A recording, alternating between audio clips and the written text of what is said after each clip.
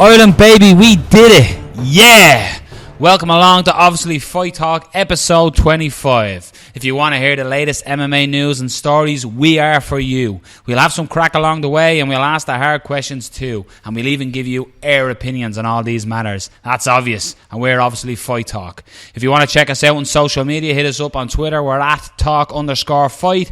On Facebook, Obviously Fight Talk. Instagram, Obviously Fight Talk. And YouTube. That's right, you guessed it, Obviously Fight Talk.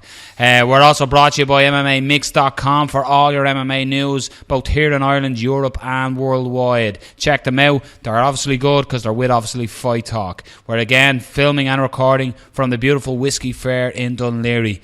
Carl raises a glass. And as always, while Carl's drinking, I'm joined as always by Mr. Rob Pollan. Cheers, man. And Mr. Crazy Carl Doran. What's the crack? So, gentlemen, interesting week for us and interesting week for MMA. So, the rundown tonight, we're going to break it out for you. We're going to have the Obviously Fight Talk Quickfire news starting as we always do. We had the WCFC show, and this was quite a historic occasion for Irish MMA. It was the first MMA show in the Republic of Ireland under the new Irish MMA regulations. So we'll touch on that and speak about that. We then have our weekly lists. We started this last week with were the game guys in the crossover stars. Yeah. So this week we're going with the top 5 game changers in MMA. So this is basically someone who came into the sport and basically changed the way we thought about the sport or the way that people trained and stuff like that. Exactly. And then, ladies and gentlemen, it's fight week for probably the biggest UFC hype card in a long time, apart from 100. Yeah, easily. It's UFC 200 this week. We're going to break down the full card, have a chat about fight week and everything. But as well, we want to draw your attention before we move into certain things as well. We're going to be putting out more content this week. We're going to cover the fight nights both on Thursday and Friday, but we're going to record them a little closer because we don't want to drown you with topics and basically fight predictions this week. So, gentlemen, we're going to address the elephant in the room as well. This week, obviously there was a little bit of an issue, or a little bit of I got the sack for one way to say it. Basically for having a guest on last week. So I obviously spoke about it on Facebook. I put up a post. I didn't do it to try and get attention or I just wanted people to know that this happened to us because of an unaired show. So basically, the show Winter Warrior I got removed from. Because we had Alan Murphy on the show as a guest last week. Now we do have to stress that the show wasn't even aired at this stage. So it was quite interesting for me. It was disappointing for it to happen on a personal level, as in you're losing out on work or whatever. But my take on it is, if this is the expense to lose one show, that we can stay honest and have an opinion and not hide behind opinions. Like, I'd hate to think of us as a podcast that we're afraid to talk about something or ask the awkward question. Or, essentially, it's great that if we all swam the same way, but sometimes you have to swim against the current and it'll only make you stronger. Yeah. Fucking poetic. Well done. But, not like I've been thinking about that all week. But, I'd rather, if this is the cost to show our show has integrity and we're going to ask questions, I think we have to ask the questions. Yeah. So for me, it's nothing personal for me. It doesn't bother. It does bother me. That's not but it's happened, and I want to move on. I certainly don't want to be crying victim. It happened. Look, if that's the cost for us to have to talk about what we want on this podcast, I'd pay that cost every time. So I'm happy with that, and that's I just wanted to address at the top of the show. Yeah, not much more to add. It was a perfectly valid question in my opinion. I think we approached it in a valid way. We just said the facts. We just gave our opinion. Yeah. No harm, no foul. I don't think there was a problem with it. And I stand by what I said on the podcast. I wouldn't change a thing. So, unfortunately, you lost the job show. Yeah. Don't cry too much. Yeah. So obviously that's not good. But for me, I wouldn't change anything that I said. So yeah. No, I'm the exact same. Like, my opinion on it, I think it is a question. I know some people have said that it's not really it's a non-story. It obviously is. If this has happened, do you know what I mean? It is a story. And the thing is, it's a story, but it hasn't really been reported on other than ourselves, and we understand why that is. It's because other mixed martial arts outlets here in Ireland, they can't speak about it because of what happened to you. No, if you speak about it and you say something that John Kavanagh doesn't like, you're going to lose access to his fighters. So that's why they haven't really spoken about it. We understand that. Yeah, well, again, that's like, it's almost contradictory in a way for us to say other media outlets, I suppose, should cover it, because it's not up to us for what they cover. So that's even us being critical, saying, well, if you aren't covering it, why aren't you covering it? We can't tell anyone what to cover. And we chose this because we thought it was something that interested the three of us. It's not like we just thought, hey, let's have this on and talk about this. This should be, we just thought it sparked a bit of interest. Crazy as it might seem, we actually sit down and have a discussion quite regularly. We talk every day about the next show and what we think we can do, or what's interesting in the news this week. And the three of us agreed that we thought this was an interesting subject. Again, it wasn't an attack. And the response that we got from people, again, it was the response I expected. People, I think, thought it was going to be worse than it was because of what happened before it came out. Yeah, well, I said that as well. I said, "Jesus, there's pressure on this show now, because everyone's going to expect it to be crazy, controversial." Exactly, and it wasn't. And then when it came out, I've asked a couple of people who listened, and they were saying, "Yeah, there was nothing wrong with that." Yeah. So again, we're not calling anybody out, but we understand why certain people wouldn't want to say stuff, and that's perfectly fine. It's a little bit disappointing considering, in my opinion, if somebody else was in our position or in your position in that case where that happened, I'm pretty sure we'd support them. Oh yeah. So 100%. It's a little bit disappointing, but sure, what can you do? It's fine. Look, we're the new fish put into the fish tank. Yeah. So to speak out, might be seen, taking on the big fish in the pond. You know what I mean? So to be honest, for me, I wouldn't even class it as speaking out. But no, we weren't. We were. It was just having a discussion. It was a discussion. It was a perfectly valid discussion. Like I said, I went to. We're going to speak about the show later on, but I was at the show and I was talking to lads that are involved with the Irish Association, and I know these lads. I'd be friendly with these guys. I'd consider some of them like friends. Do you know what I mean? So it's not as if I'm attacking the lads. And we said that on the show. There was never an intent to attack. We certainly don't have an agenda. No. Certainly no. I don't want to be that show that just tries to be controversial for the sake of it. That's not what we're doing here. On top of everything else here, we're all fans of mixed martial arts. Yeah. And we're fans of Irish mixed martial arts. We yeah. want to see it. Time. We'd love to see Ireland. Imagine if Ireland could become how renowned we are in boxing. Yeah. Imagine we could be like that with mixed martial arts, and it's definitely possible. Yeah, the we talent, Again, looking at that show, it was an amateur show with amateur fights on it, and the talent pool in this country, lads, is fucking deep. Yeah. So we might as well move on from that and we'll go on to the news. I just want to thank as well, actually, just before, the amount of people that showed their support and sent me messages. And I'm talking worldwide. It was pretty fucking weird.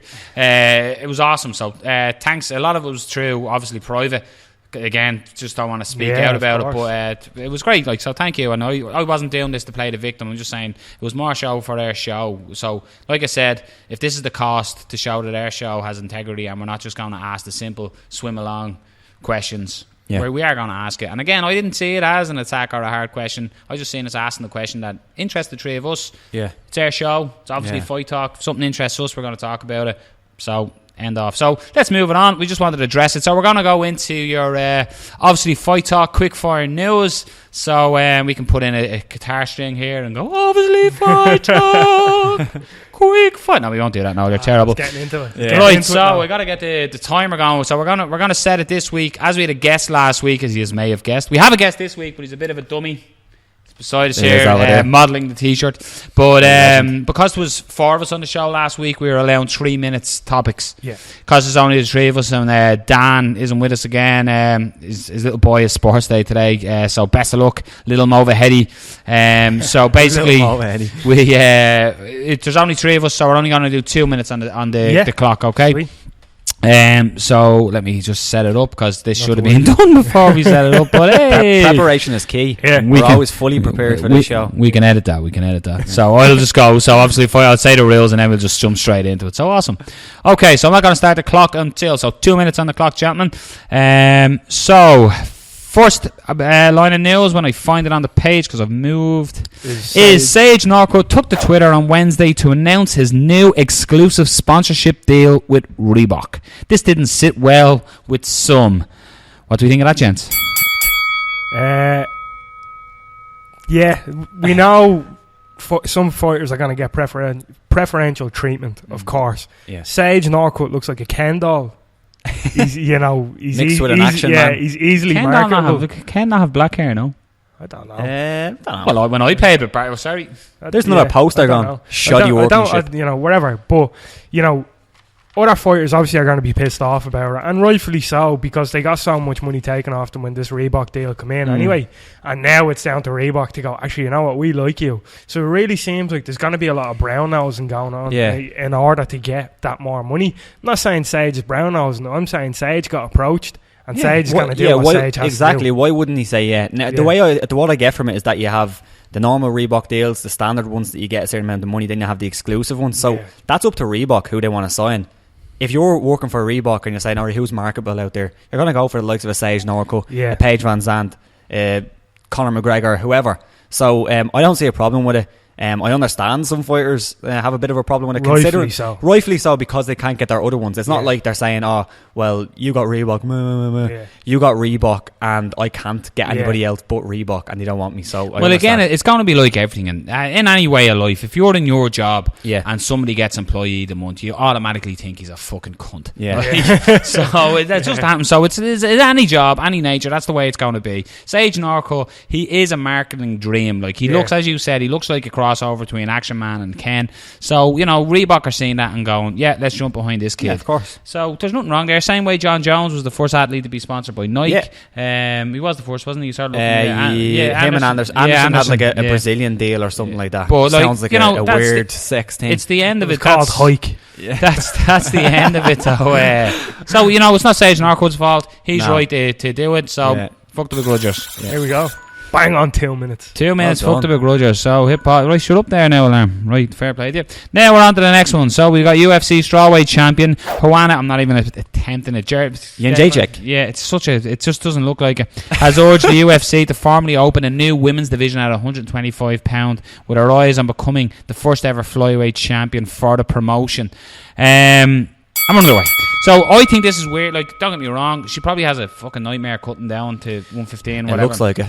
But, like, is the pool big enough to have 125? That's the question. And is she silly already looking past Claudia? Silly? Yes. See, you can't look past Claudia Gadelha. She's fucking incredible. And the first fight was very, very close. She's a very, very good fighter. Don't look past her. That's a mistake, firstly.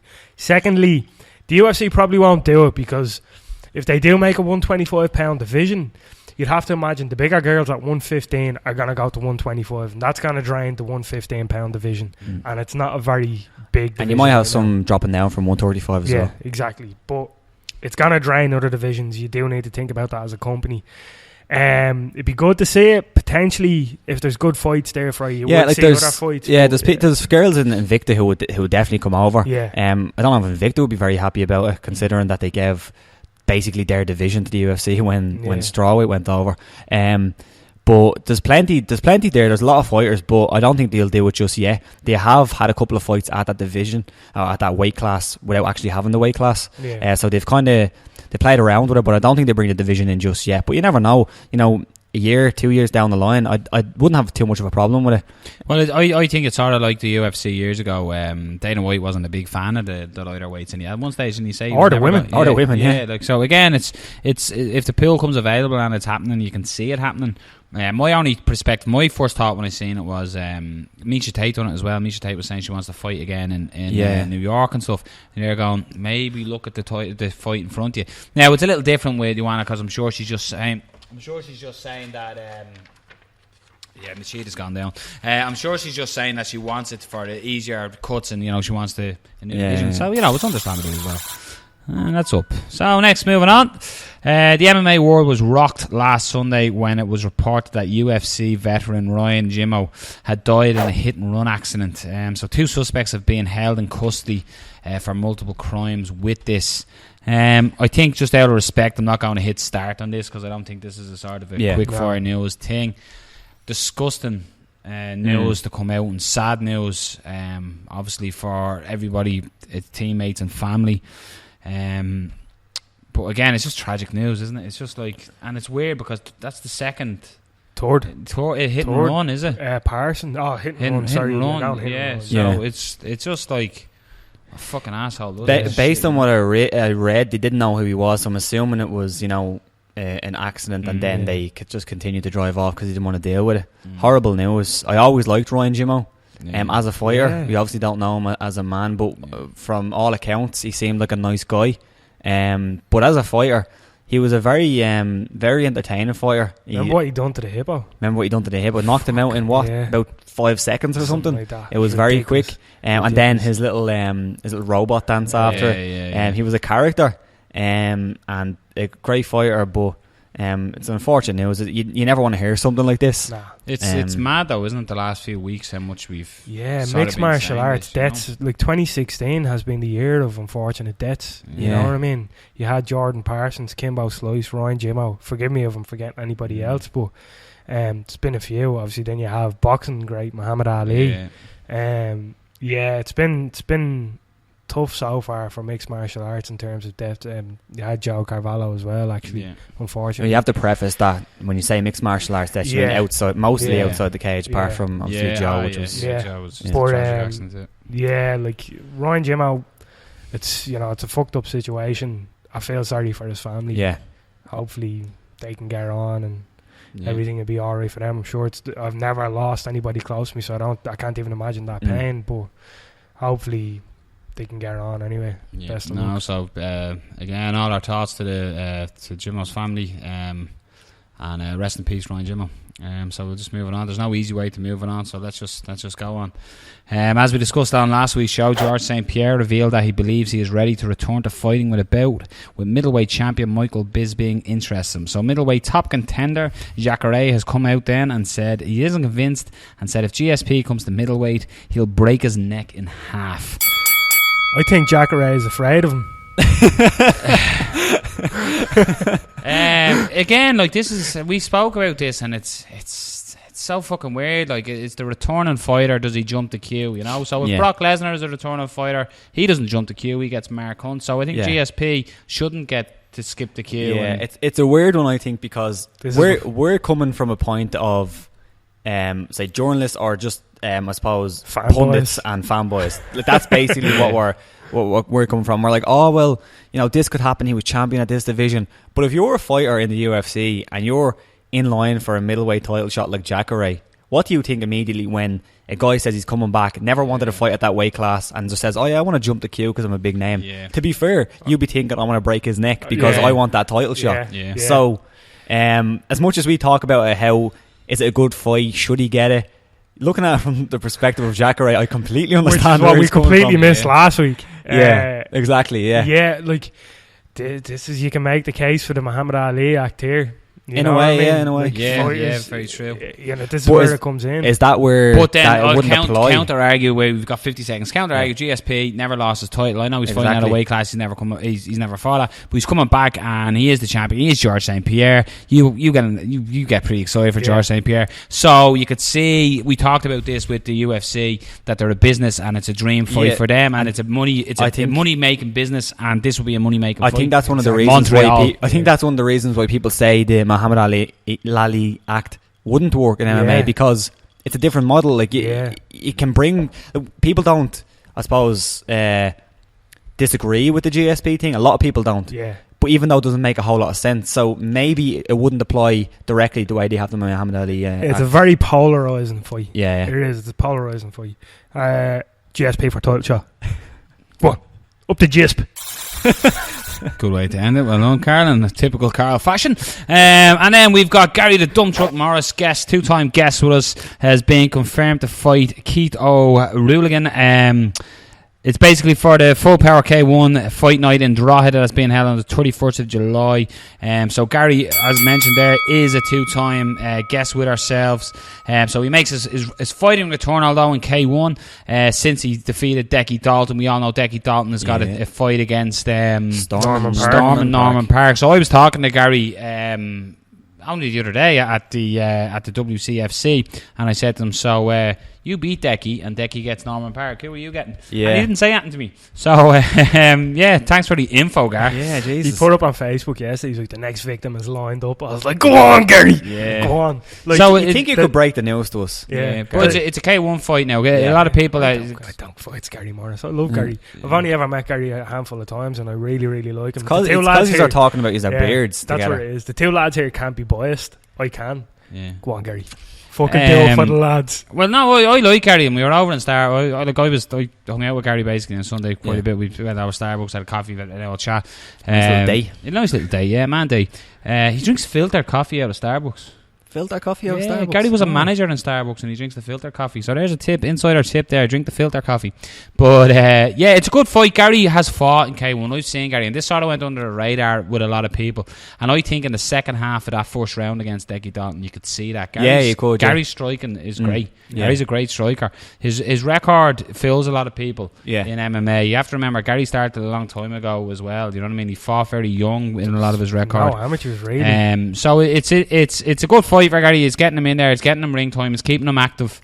Unfortunately, there's not that many MMA shows in Ireland, so he had to go for it. I wouldn't say I'm disappointed that he's fighting K1, but because I'm more of an MMA fan and he's just got a huge win in MMA, I would have liked to see him take an MMA fight, but it's probably not there on the table for him at this point. I'd be surprised now the likes of if Legacy doesn't pick him up, or if Real Fighting Championships doesn't pick him up, or if BAMMA don't pick him up. Get Gary back in BAMMA, get him back in the 3 arena. He felt he underperformed in the 3 arena the last time, so give him a shot of redemption. You know what I mean? It's Gary is a well-known fighter here in Dublin.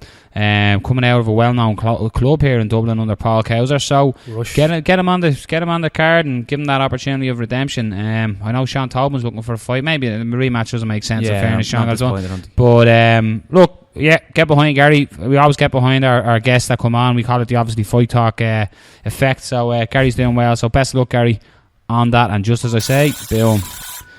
Okay, so serious time management. Yeah, big time. So then this is your matchmaking roundup part of the news. So basically, there's been a few confirmed fights. So we've Cody Garbrandt is taking on. You're gonna have to. My glasses are Takeya Mizugaki. This is for UFC 202. By the way. These are all. This is the 202. This is all 202. This is sick card. Yeah. The UFC are just rolling the mill. We then have Anthony Johnson taking on Glover Teixeira as well. Then we've Rick Story fighting Donald Cerrone. Your man. That's at 170, yeah. And then 170, is it? Would be, yeah. And then the natural born killer, Carlos Condit, takes on your man, Damian Maia. Oh. That's not there. What the fuck? I forgot to write it down. It's alright. I knew it. So hold on. We haven't officially started the 2 minutes. There's also one more. Who? It's not. This is Target, but it's on the card. So sorry, Tim. Yeah, my screen is knackered. I love this fight. Tim Means against Sean Strickland. Yeah, so let's try blast through this. Yeah. Right, hold on. On your marks. Get to go. Cody Garbrandt wins. Anthony Johnson wins. Donald Cerrone wins. Tim Means wins. Damian Maia. Oh!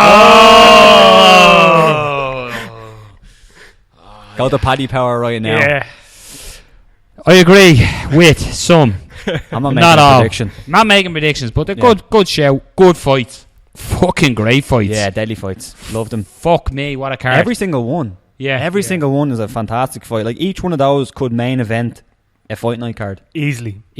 Well, I think well, like maybe not Johnson Teixeira could that could be a pay-per-view. Garbrandt Mizugaki could. Yeah. And Story and Cerrone could. Well, a fight night. Carlos Condit, Damian Maia could be a pay-per-view. Yeah, pay-per-view. Yeah. Tim Means and Strickland now, but that could be a good. What I love about card. the Condit fight and Damian Maia fight is like clearly if it stays on the feet, Condit's the favourite, and then if it goes to the ground, Maia's the favourite. Like, I wonder what that look like. Condit is sick on the ground. That's what I'm saying. I wonder what that would look. But I think though, even though Condit is ridiculous on the ground, I think it'd be shades of what happened to Gunnar there. I think so. I think Maia's a different level. Fuck you and your opinion, right?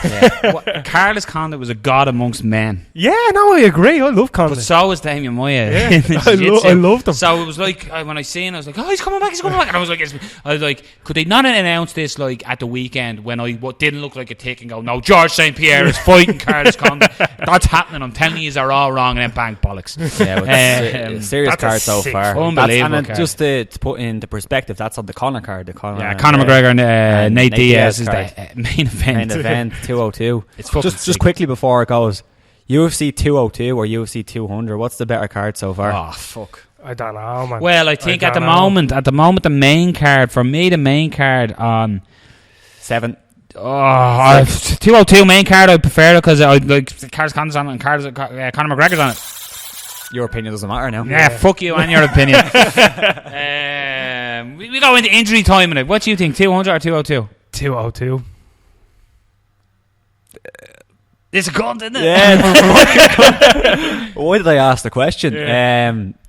200. Oh, no. But you see, the thing about it is, you see, if Conor wasn't on it, you'd probably say 200. Yeah. But because There's Conor's so on many 202, good fights there. you've got so many good fights, and then you get it topped off by watching Conor fight. But that's the thing. Some of my favourite fighters are on 202. Yeah. Conor, Nate, Maya, Conde, Rick Story, Donald Cerrone, Anthony Johnson. Tim Means is a beast. They're my favourite fighters, Yeah. and they're all on that card. Yeah. So You better settle it down because I'm starting to get panicky and I'm starting to lose my breath. So let's I'm actually getting butterflies talking about that card. I it's feel right. like I'm a virgin just about to lose it. Because I was fuck's sake. I was in work when I started seeing it, and it just popped up. It was MMAfighting.com, and I was like, it's and then I was such a good card. and Anthony Johnson, fuck. And then I looked at and Cowboy Cerrone. For, like, for as much as we shit. kind of, I suppose, talk about the UFC in a bad way, their matchmaking sometimes can just be phenomenal. Yeah. Do you know what though it is? Sometimes these things happen like a perfect storm happens. Yeah. Do you know what I mean? Do you know what we need to do though? We need to make a sacrifice to Odin that the injury bug stays away. Carl, shut up, will you? Yeah. So now you've said it, we're fucked. Yeah, we're fucked. That's what man. happened. Ireland were winning right up until the flag fell last week. Check Twitter. Somebody's dropped off. Somebody's gone. That happened, remember with the Aldo fight? He done it. Yeah, he done it. You were? I said probably about 4 hours before. Yeah, 4 hours. I said, wouldn't it be hilarious if Aldo pulled out with an injury 4 hours later? And then he said it also about Joseph Duffy. Yeah. When they were supposed to fight in Ireland. Yeah. Said the same thing. I always think that's an interesting fight. I think it'll happen down the line again. Poirier Duffy. Because Poirier Duffy, if it was in Dublin, was going to be a 5-rounder. Yeah. Yeah. So, yeah. because it was the main event. That's a blast from the past. But yeah, no, just interesting. So moving on then to our next subject. We basically had the first show under Irish MMA regulations weekend gone. It took place on Sunday night in the right venue, and it was WCFC Road to Dublin. Quite an historic day for Irish MMA.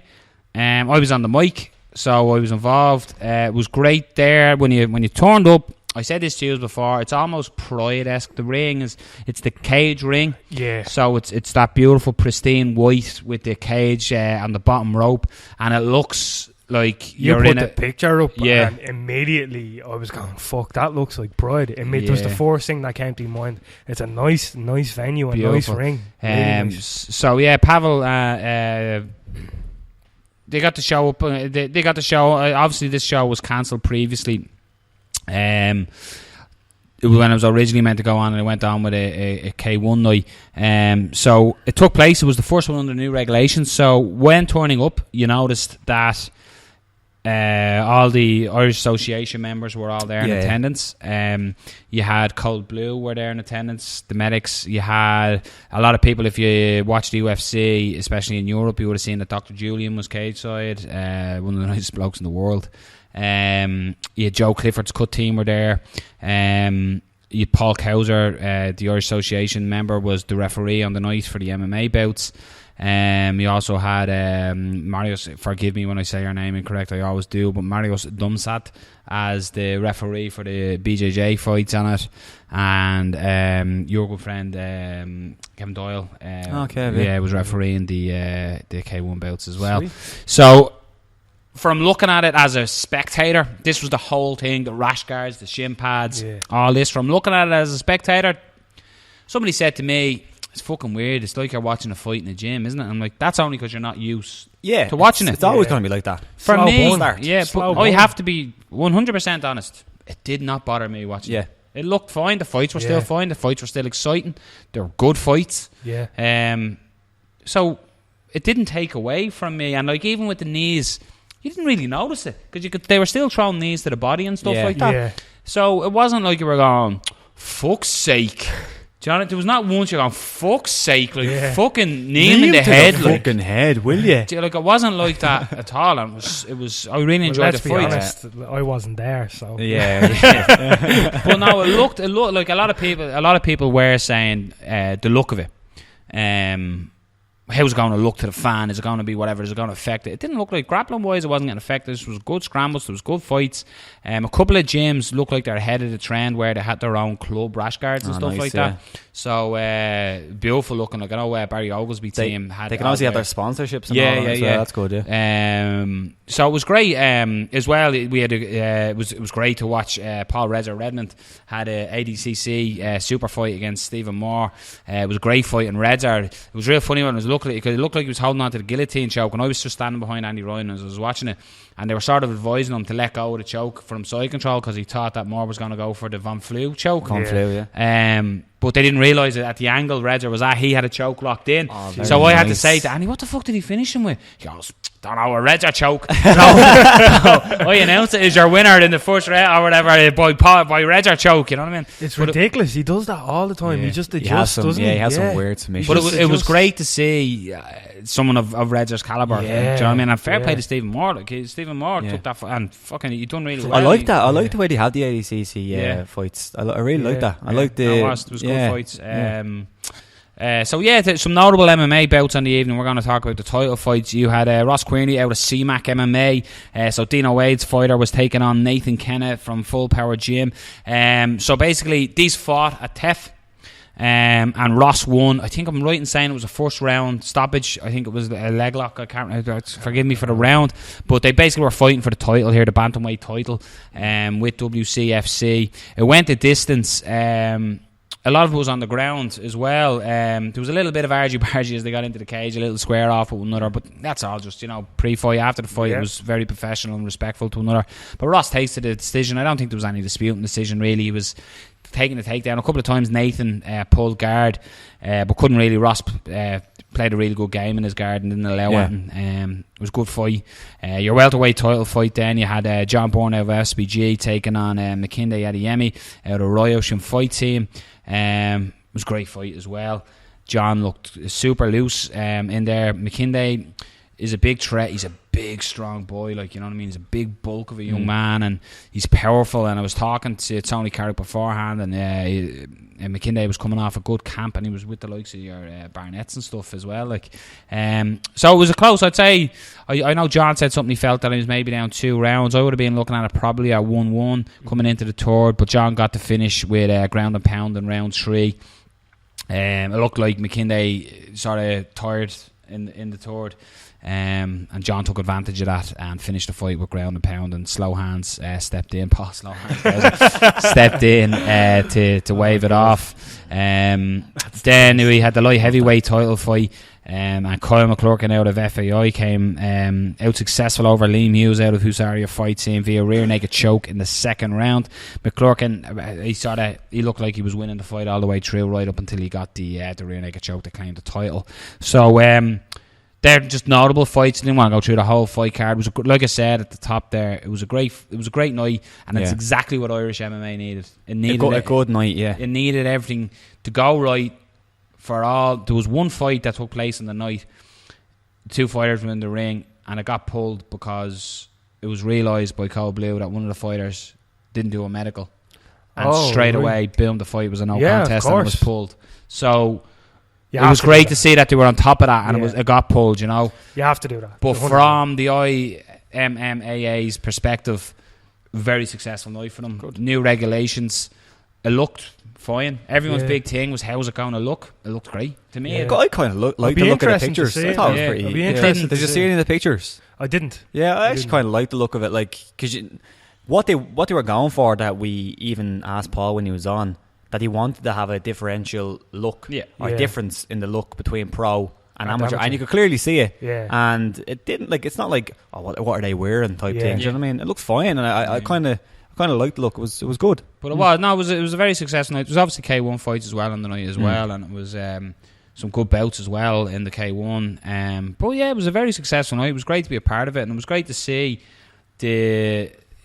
I put up a post just on Facebook after saying it was great to see MMA back in Dublin, and, and it's obviously, everybody spoke about the regulations. We spoke last week, and everyone had questions, but finally there was a show that could say, here it is. Yeah. This is it. It's basically the prototype of, or it was the presentation of this is what we're working on and working towards. And this is what you go towards. Yeah, exactly. And look, it went really well. So I'm sure the IMMAA are association. I started IM, so I had to keep going. It's tough.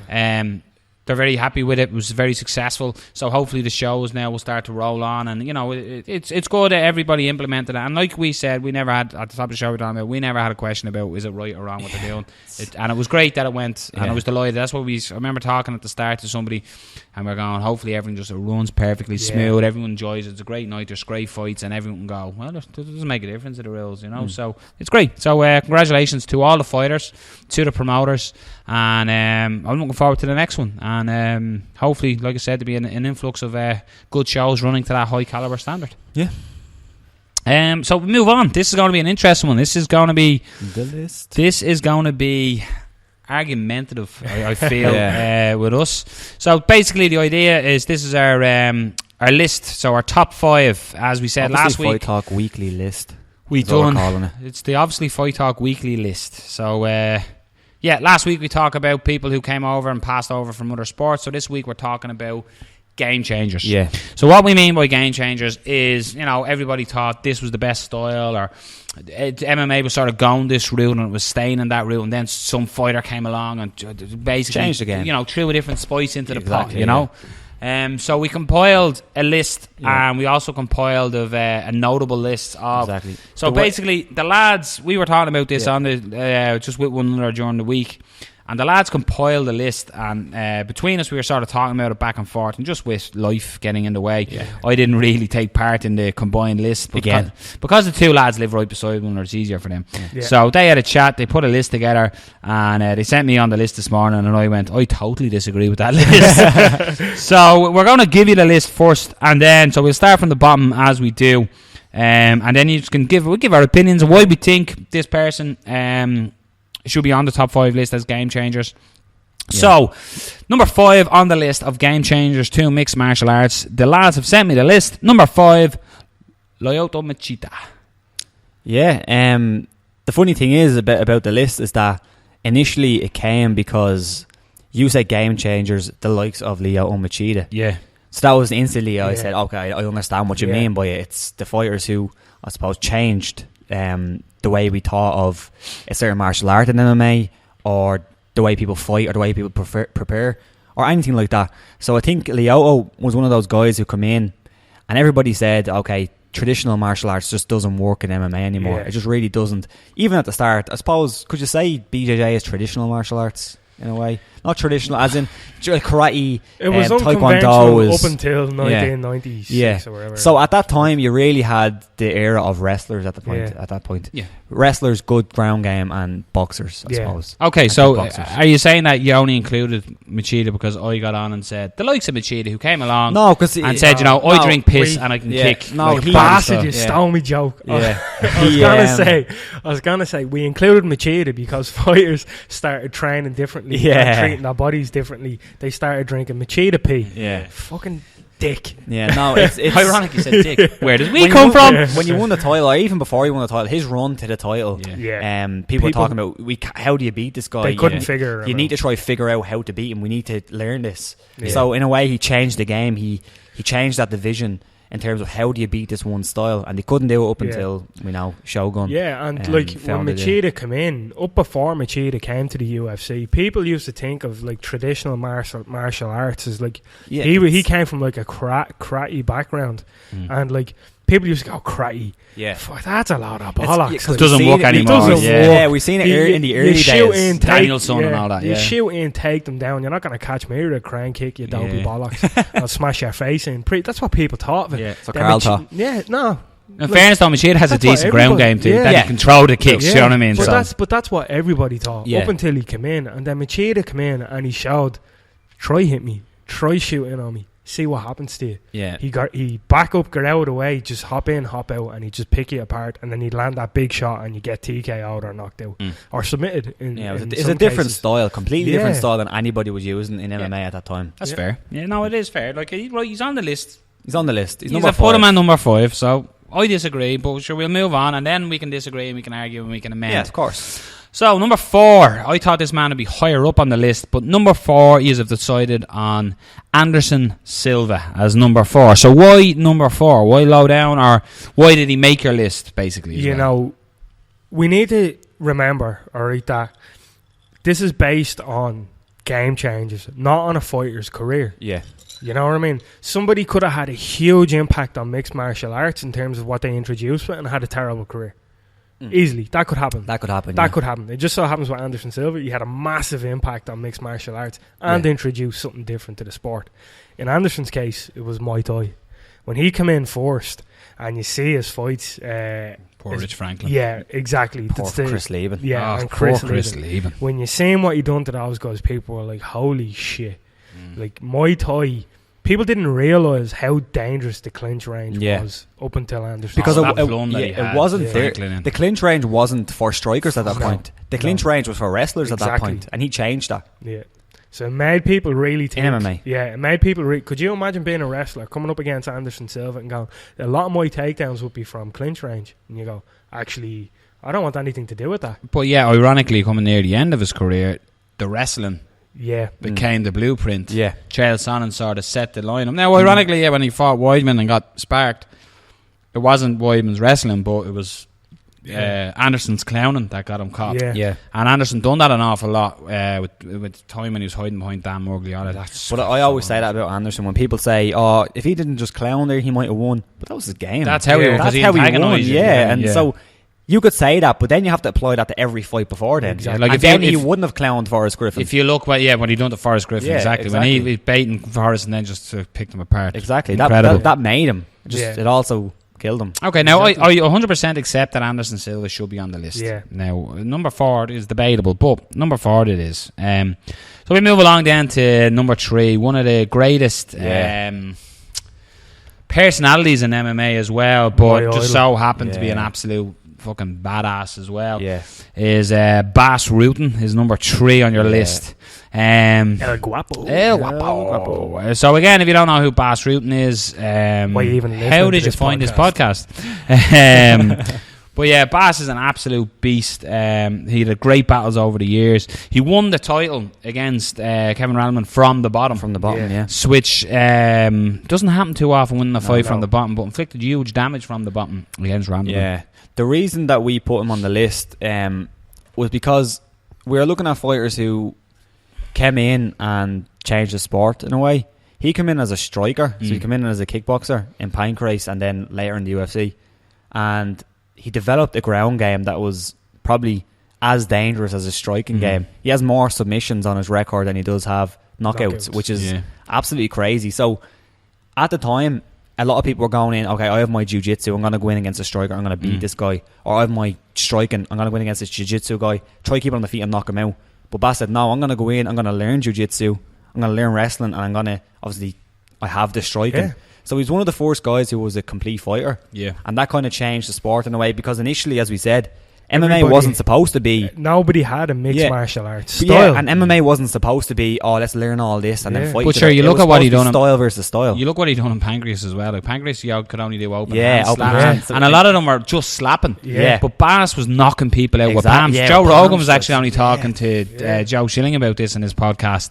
And I remember watching Bas and I was going, what? I remember getting onto it when I first got onto MMA, and you were watching old fighters, and I was watching Pancrase and going, what the fuck is he doing? Like, he was proper pamming the fuck out of people. Yeah, exactly. So that again was an adaptation of the rule, and again that shows his intelligence. He's an innovator. Yeah, to sort of set a trend, and you know, he's Bas is fucking... It helps as well. He had a stellar record. He didn't lose a fight for like 5 years, something 6 like years that. at the end of his career. At the end of his career, Well, what did he yeah, finish? 24-3 and something 1, like that. something like that. We were also looking at like we'll speak about them a little bit later, like Marcus Ruiz and Maurice Smith, because they were similar where they were complete fighters as well. But I think Bas Rutten, because of his career and because of what he done, it's even more impressive again when you consider the shit. His body was just deteriorating.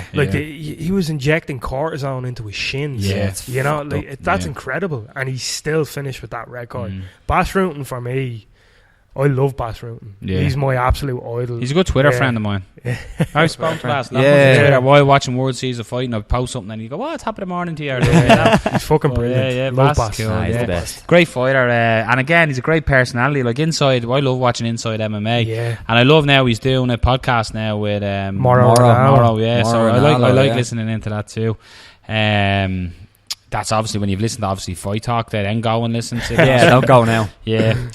So then moving on to number 2 on the list. Now again, people, if you're new to MMA, you're probably going, well, where's bleeding Conor McGregor, or where's you know what I mean? So if you're looking at our list, you can see we're doing. We're giving you homework. We're giving you exactly. Go get a Fight Pass subscription if you don't have it, and check out these guys. Fuck that, just go on YouTube. It's all on YouTube. We're like Marty McFly here in the DeLorean. We're going back in time here. So we started with Machida, who was probably the earliest that you've given on the list. There is in the latest, if you know what I mean. Then we've gone Anderson. Then we've gone Bass. So now moving back again. If I could turn back time. So people's ears are gonna blow up. Ears off. Share up that dubs. So number 2. I'll get a bit of auto tune just to put it in there. Yeah, perfect. Number 2, Mark Coleman, Mark the Hammer Coleman, number 2. Again, if you don't really know who Mark Coleman is, again, look it up. This is your homework, people. Mark Coleman, people might remember him. He almost best Shogun. Here in Dublin, wasn't it? Yeah, here in Dublin. I remember that very well. But people who don't go back in fight. the old days and you'll watch Coleman wearing his wrestling shoes in the ring, and when he's been in there with like greats, like in there with everybody. He's fought in Japan, fought in the UFC. Coleman was primarily a wrestler, Mr. Ground and Pound. That's what he was called. The Godfather of Ground and Pound. So absolute beast, like no doubt he was a game changer because he was ripped the fuck. He as in people might say it, he was on Mexican supplements, but he loved the business. And I love Mark Coleman. Again, another amazing personality. At the time when he came in as well, jiu-jitsu was the top discipline. That's what was winning. Royce Gracie was beating everybody, and people were like, "Oh, how do we keep on the feet? How do we get away from this?" He didn't think about that. He said, "Let's get them in their guard, sit up, posture up, and just land strikes." There's a reason why they call him the Hammer. You know, he was like, "You want to try catch me in a triangle?" Eat fists. And I'd say if you went to a lot of the guys who became successful, like obviously Mark Kerr, you seen a Smashing Machine, unbelievable documentary. Unbelievable. That's one of the guys he looked up to, and that's why he had that style. I'd say if you spoke to say Matt Hughes, who he also considered, same thing, a wrestler coming in, develop a different type of game, but also have that wrestling ability to take them down and beat them up in their guard and pass. Now essentially he would he would stay in the guard and land strikes. He just why did the lads correct themselves? It's an inside joke. We say it about 100 times a day. It's an inside joke. But I think he was one of the first guys I thought when I thought of game changers, just because of the impact he had in MMA, because the whole wrestling phenomenon is even creeped into now. We still have that as probably one of the most important disciplines. For sure. Well, it's a great base to come on. Yeah, exactly. And like, he was one of the first guys to come in with that. Him and Dan Severn. A lot of American fighters, for example, when they fight Europeans, they tend to just go for takedown. Whereas the wrestling's not on par because we don't study it in school. We don't have a car. We don't have teams and stuff like that. So it's definitely bad. But there's no doubt for me that Mark Coleman 100%. It's mad as well. Now you might argue. Some people might say Kevin Randleman should be on your list as well. In and around similar sort of era and stuff. So it's mad as well, and you think of it like Pride, you were allowed knee to the head on the ground and stuff, but you weren't allowed to throw elbows. Could you imagine if Mark Coleman was allowed elbows in your guard in Pride? Well, you were at one point in UFC and stuff, he was allowed headbutts. Yeah, I still think headbutts should be allowed. I think headbutts should be allowed. I'm telling you now. It just looks too barbaric. Fuck them. Break the cunt's nose. No, it's not. No, I have to disagree with you there. Yeah, completely disagree. A bunch of blatant girls. That's such a Don Freud thing to say. You can't sitting in bunch of fucking girls in the tree arena. I'll fucking headbutt him. Yeah. The amount of I've told you, I've said that I want to come up with a Dirty Doran's playbook of tricks. The shit that I would do if I was a fighter. Give an example. These arms, right, would be shaved about a week and a half before the fight, just so as to come back nice and prickly. I'm sure they're torn into sandpaper. Yeah, there's fighters like their nails. The leather of the glove. Linen. That off a cut. Break that bastard. Linens used to do that. Yeah, we used to not shower for like 2 weeks and then come in and fight, and you just the shit I'd be doing. Fucking pubes would be poking out the sides of my shorts. Everything. So bringing it back to our top 5 list, number 1. I'd be a game changer. If you're listening, I'm sure you're not going to be surprised when the lads agreed on this. My only question was he a game changer or was he a pioneer? Yeah. So, again, people are probably going, shut the fuck up now. But, like, whatever. No, I completely understand where you come number from. 1. Yeah, I completely understand. Hoist Gracie, number 1. Initially, I was thinking, Noel makes a good point because he was saying that he was the first guy. So, in the UFC, like, you had MMA before UFC. It just wasn't called MMA. But we went with it because he changed everyone's perspective on martial arts in general. You know, people come in, what were you saying, with like 150 and all? Yeah. I'm going to beat this guy, he can't strike, and then just get choked out within 20 seconds. Yeah. While he's wearing one boxing glove. Art. Like, you know, Hoist come in. The perfect example of Brazilian Jiu-Jitsu at play is Hoist Gracie versus Dan Severn. That is the perfect example of jiu-jitsu. If you've seen Dan, how much was Dan Severn? Probably about 230, probably more. Yeah, Hoist 250 Gracie probably. at that time around 170. 175, thereabouts. And Hoist Gracie's on the bottom for the majority, like the whole fight, and taps out Dan Severn. Yeah. Like that, and it's hilarious when you see Dan Severn tap out. It's the biggest of big men tap outs I've ever seen in my life. It's a proper, proper big fucking tap out, you know. When you seen the commentary in it as well. Yeah, look, what's he doing? Yeah, they just didn't lying there. Yeah, they just didn't have it. They didn't know. People didn't know. You know what I mean? They didn't know. And like Pancrase and stuff was before the UFC. So this is why I said he wasn't a pioneer. He was a game changer. Both. Yeah, he is both. I think he's a bit of both. Maybe I don't know. I don't think we're cheating. I think we have to put it down. Okay. Hoist Gracie has to be. No, I'm not. It was only out of argument. In general, I think that's a solid list. Yeah. You can take people just to out recap and of the list. We've got number 5, Lyoto Machida. Number 4, Anderson Silva. Number 3, Bas Rutten. Number 2, Mark Coleman. And number 1, Hoist Gracie. Gentlemen, I have a question. Yeah. Why the fuck is John Bones Jones not on the list? Yeah. Now, I brought this up. Now, before we go, your argument. Why should he be in? John Bones Jones came into the UFC. He's undefeated. Mark Hamill has a that doesn't DQ, right? Yeah. He's undefeated.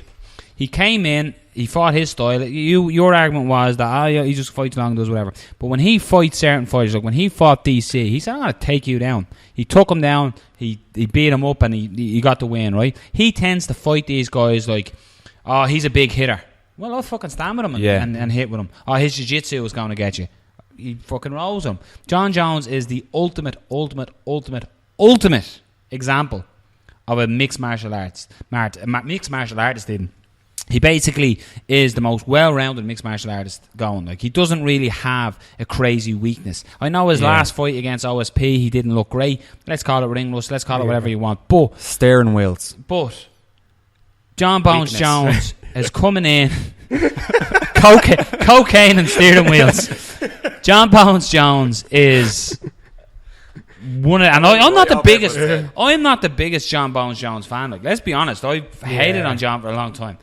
But there's no to the police officer. He stood up to the guards. But there's no doubting that John Jones has changed MMA, because he's changed how people fight against him. So he has changed. At the time when he came in as the light heavyweight, right, coming in, the title was changing hands quite regularly. It changed between Machida, Evans, Shogun. So it was changing. There wasn't a dominant, like before that, Chuck Liddell, notable mention, was dominant as well in the division. Before that, you had Tito Ortiz, another notable mention in fairness at the time. You also had Randy Couture in there. But like, John Bones Jones came in, made that division his own, to the fact that he was going, I'm going to have to go to heavyweight for the scrap. Yeah. Do you know what I mean? So how can you say a man who clears out the light heavyweight division changes and fights his opponent almost to their strengths, to almost beat them at that and break them, and then win? How is he not in your top 5? Can I go first? Yeah, go ahead, man. I was going to say this in the house to you, Robert. Yeah. And I decided You not withheld to. your I said information. I'd hold it till the podcast. My reasons as to why Jones, he's an honourable mention, but the reason why he doesn't make the list is, in my opinion, every other fighter here on this list, everything they brought to the game, you can translate to another fighter. So you look at the big thing about Brazilian Jiu-Jitsu and Royce Gracie being number 1. Eddie Bravo's 10th Planet system gets discounted because you have to have a certain type of flexibility. And it's crazy flexibility. And that's what the Gracies are saying. Brazilian Jiu-Jitsu is an everyman's practice. That anybody can learn it. It applies to anybody. I think in John Jones' case, his style, his physique, and the way he goes into fights can translate to other people. I think he's just too much of a freak athlete in order for that to happen. Unique. And I don't think that necessarily translates to game changers. Yeah. Because if you want to be a game changer, everybody else has to be able to learn what you're doing. And I don't think that people can learn John Jones. Yeah. I think his use of reach is definitely a big one. Yeah. And I'm sure people can learn from that's that. a really good point. It's a very good, that's very astute. Yeah. I love it. No wonder you didn't tell me. I would have well robbed that 100%. Fucking Kenny Florian sitting over there. Yeah, I know, plagiarism. Yeah, I think that's a good point. Like, the reason why I didn't put him in and I didn't put, for me, Demetrius Johnson in is a similar reason that I think they took a lot of things what guys done in the past and just made it better and made it their own. Whereas the likes of Machida kind of brought karate to the forefront. The likes of Bas Rutten brought that complete fighter to the forefront. Royce Gracie, Brazilian Jiu-Jitsu, Mark Coleman wrestling. So that's why I went with those type of guys. But I completely, if someone says that John Jones should be on the list, I wouldn't say, nah, you're crazy. But just, I think the ones that I picked and the ones that you picked is just the ones that I'd go in on. Like that. Notable mentions we have on the list here as here. well, right? We have like Ken Shamrock, Frank Shamrock, we have Pedro Hizo, we have Brock Lesnar, we have Chuck Liddell, we have BJ Penn, we have Ronda Rousey, we have Cain Velasquez, we have Frank Mir, we have Marco Russo, we have Matt Hughes, we have GSP, and we have Morris Smith. Now, the likes of the things, Frank Mir for me is a good notable mention because like he brought Jiu-Jitsu into the heavyweight division when at the time heavyweight division was just big fucking in the heavy UFC hitters. anyway. Yeah, Obviously, you had no Nogueira over but Riot. you could say with Royce Gracie brought Jiu-Jitsu, so technically it's a watered down. Like he brought it, that Frank Mir brought it, if you know what I mean. So he's the original. Yeah, but there's no doubt that Frank Mir changed at that time the heavyweight division by doing this, and when he fought Nogueira, like he took his arm home with him. Do you know what I mean? So big time. You know what I mean? Like Frank Mir is definitely a notable mention. Like Chuck Liddell is another one. He done, and it's the whole wrestling term again. But Chuck used his wrestling counterproductive. The sprawling brawl.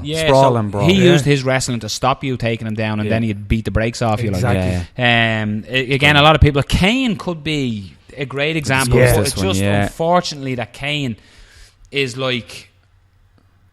Unfortunately, I just think it's his training that he needs to look at. Yeah, he just gets injured too much. Yeah, because we Sean Sheen pointed out actually that on Twitter there last week that basically GSP has a win more recent in the UFC than Cain Velasquez. Holy shit. And it's a great point, and well made, Sean. He's putting up this useless facts of the week or something the other day. It's really very good. useful. Don't mind that fact. That's useful. No, it's a very good point.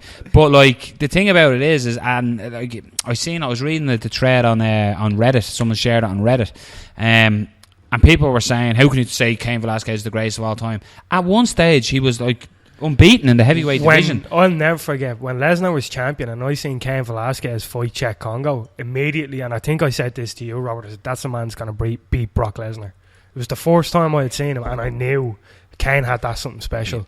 What Cain brought to that heavyweight division was stamina and just pure grit and determination. Durability and just a relentless same speed 5 rounds, and the heavyweight just couldn't keep. He looked like a lightweight. It's crazy. A heavyweight. The reason why Brock is there is because Brock brought Hulk massiveness to the heavyweight division. Yeah, they almost super heavy. Yeah.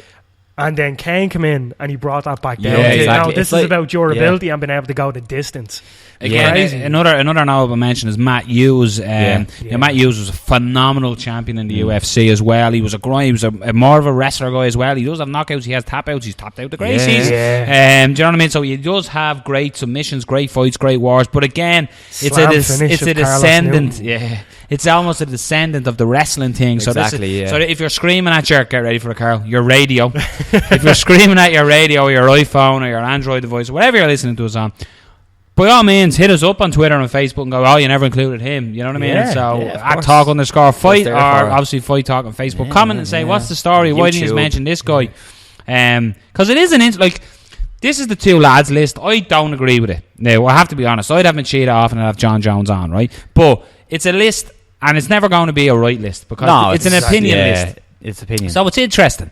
Again, like Ronda Rousey could be a notable mention because what you said, Carl, last week about Game Changer is she basically made women's MMA possible in the UFC. Don't get me wrong, we mentioned as well, there's your Gina Carano's, your Cyborgs and stuff as well. But it was the markability of Ronda that sort of got Dana White interested. So that's a reason for a notable mention as well. But are we missing anyone? Can you think of anyone off the top of your head? Like GSP, you know what I mean? GSP. I think if GSP was there, he probably could be 5 or 6. Again, GSP when he came in was doing all spinning kicks. And he adjusted his game and his tactics and became the game. He had kind of a karate style as well. And in a way, GSP was one of the first fighters to really train like boxing. Yeah. You know, he was one of the four. Like he was training with Freddie Roach at one point. You know what I mean? And you could see that tweak and change in his game. I want to do a list as well, though, just to give it away. Possibly next week we might do, or whatever. If you have a mad list that you want us to do as well, by all means, comment as well. But I think like someone who's evolved. Yeah, like if you take Robbie Lawler, like do you know what I mean? He's a great example of someone who's evolved. But that's what another honorable mention. You said it as well. Dominic Cruz just missed. Like Dominic Cruz is just. He's just phenomenal. He's like a flea on your table, just going bouncing around like unbelievable. I suppose that'd be fighters with the best fighter IQ potentially. Someone that's willing to learn. Well, that's what GSP. If you look at GSP, a guy who come in evolution. A guy who come in with one kind of style and then change it to another. And then you see probably on that list. Then you see there was an error of. Because the early days of MMA, of course, was someone who was predominantly a jiu-jitsu guy or a wrestling guy or a kickboxer. But now, years ago, like a few years ago, you're starting to see like the young lads that were fighting at WCFC now. They're mixed martial artists. They train mixed martial arts. They don't. So Rory McDonald is a very good example that everyone points to as your true mixed martial arts trainer at TriStar. You've got your Joe Dovies now as well. If you're screaming at us, going, why aren't you mentioning Conor? Conor's a huge international superstar. He's an amazing fighter. We love Conor McGregor here, let's be honest. But is he a game changer? No, he's I wouldn't say technically. I suppose a game changer in terms of the business. Like marketing. As in his fighting style. It's like again, this will transcend his movement, the way he moves and drops his hands and entices people. You could argue that the movement 100%. So it is interesting there. Like another one as well. I know it's ironic that I'm going from Conor to Aldo, but Aldo's kicks. Now Aldo's gone away from his kicks, but you look at what he done to Uriah Faber. That's why I had Pedro Hizzo. Have you seen what Pedro Hizzo done to Randy Couture? Randy Couture said it. To this day, he still has a dent in his thigh from leg kicks. To this day. It's unbelievable. Crazy. So it's like I said, there's no right list. So it's interesting. It's a good talking point. There's plenty of notables. By all means, like I said, hit us up. You disagree with us? You agree with us? You think it's a completely wrong list? Give us your list. Top 5 at Talk_Fight or obviously Fight Talk on Facebook, and then you can comment on the video when it goes up as well. Fuck, is this a drop it down below? No, just a lot of plugs going on. No, a lot of plugs. Hey, this is a dad joke. Fucking welcome to my world. That was beautiful. I'm robbing that. So it like I said, there's great notable ones. There's no right answers, but our answers were 5 Machida, 4 Silva, 3 Rutan, 2 Coleman, and number 1 Heist Gracie. So interesting. So, ladies and gentlemen, it's the big one. This is the card that all us Irish fans thought that McGregor was going to be fighting on. Fucking everything happened with this. The card is being built. The card is here. It is fight week.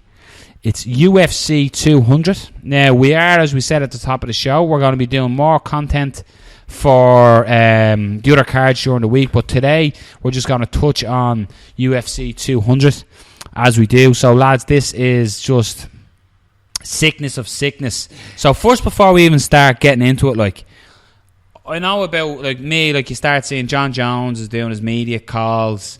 You've Brock Lesnar. Did you see Brock Lesnar talking? They question him about what Hunt said, and then she said about what Sarah McMahon said. Yeah, what she said. Yeah, the very first question was, if you lose, will this affect your like popularity or drawing power in the WWE? And he just goes, couldn't give a shit. Yeah, fucking love Brock Lesnar. He's the best. Yeah, so he's the best. He's the best.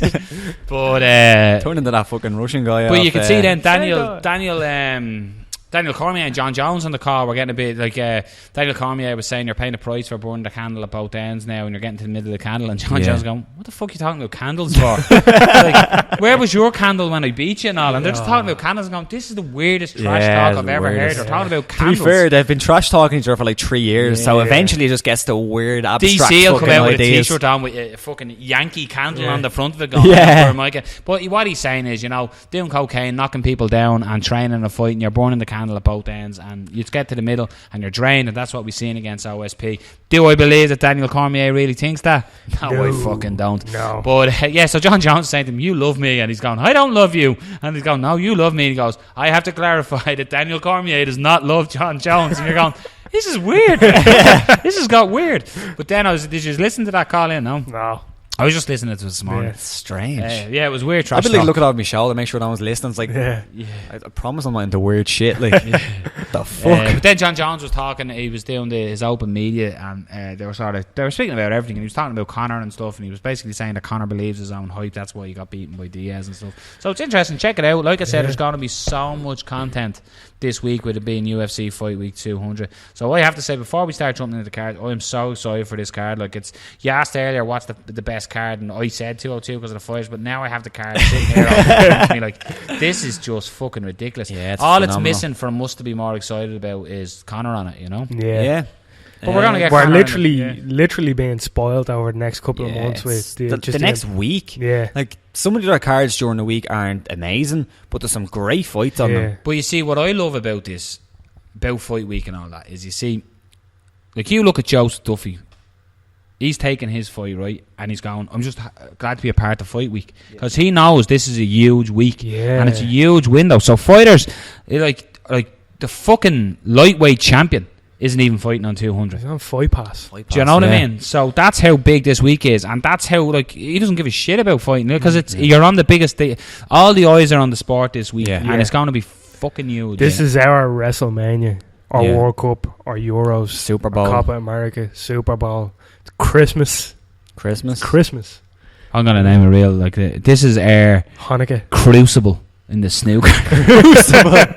Or as John Anik would say, ashes. This is the Grand National. We're in the final furlong of the... Fuck off, John Anik. I love you, John Anik. So, right, let's go.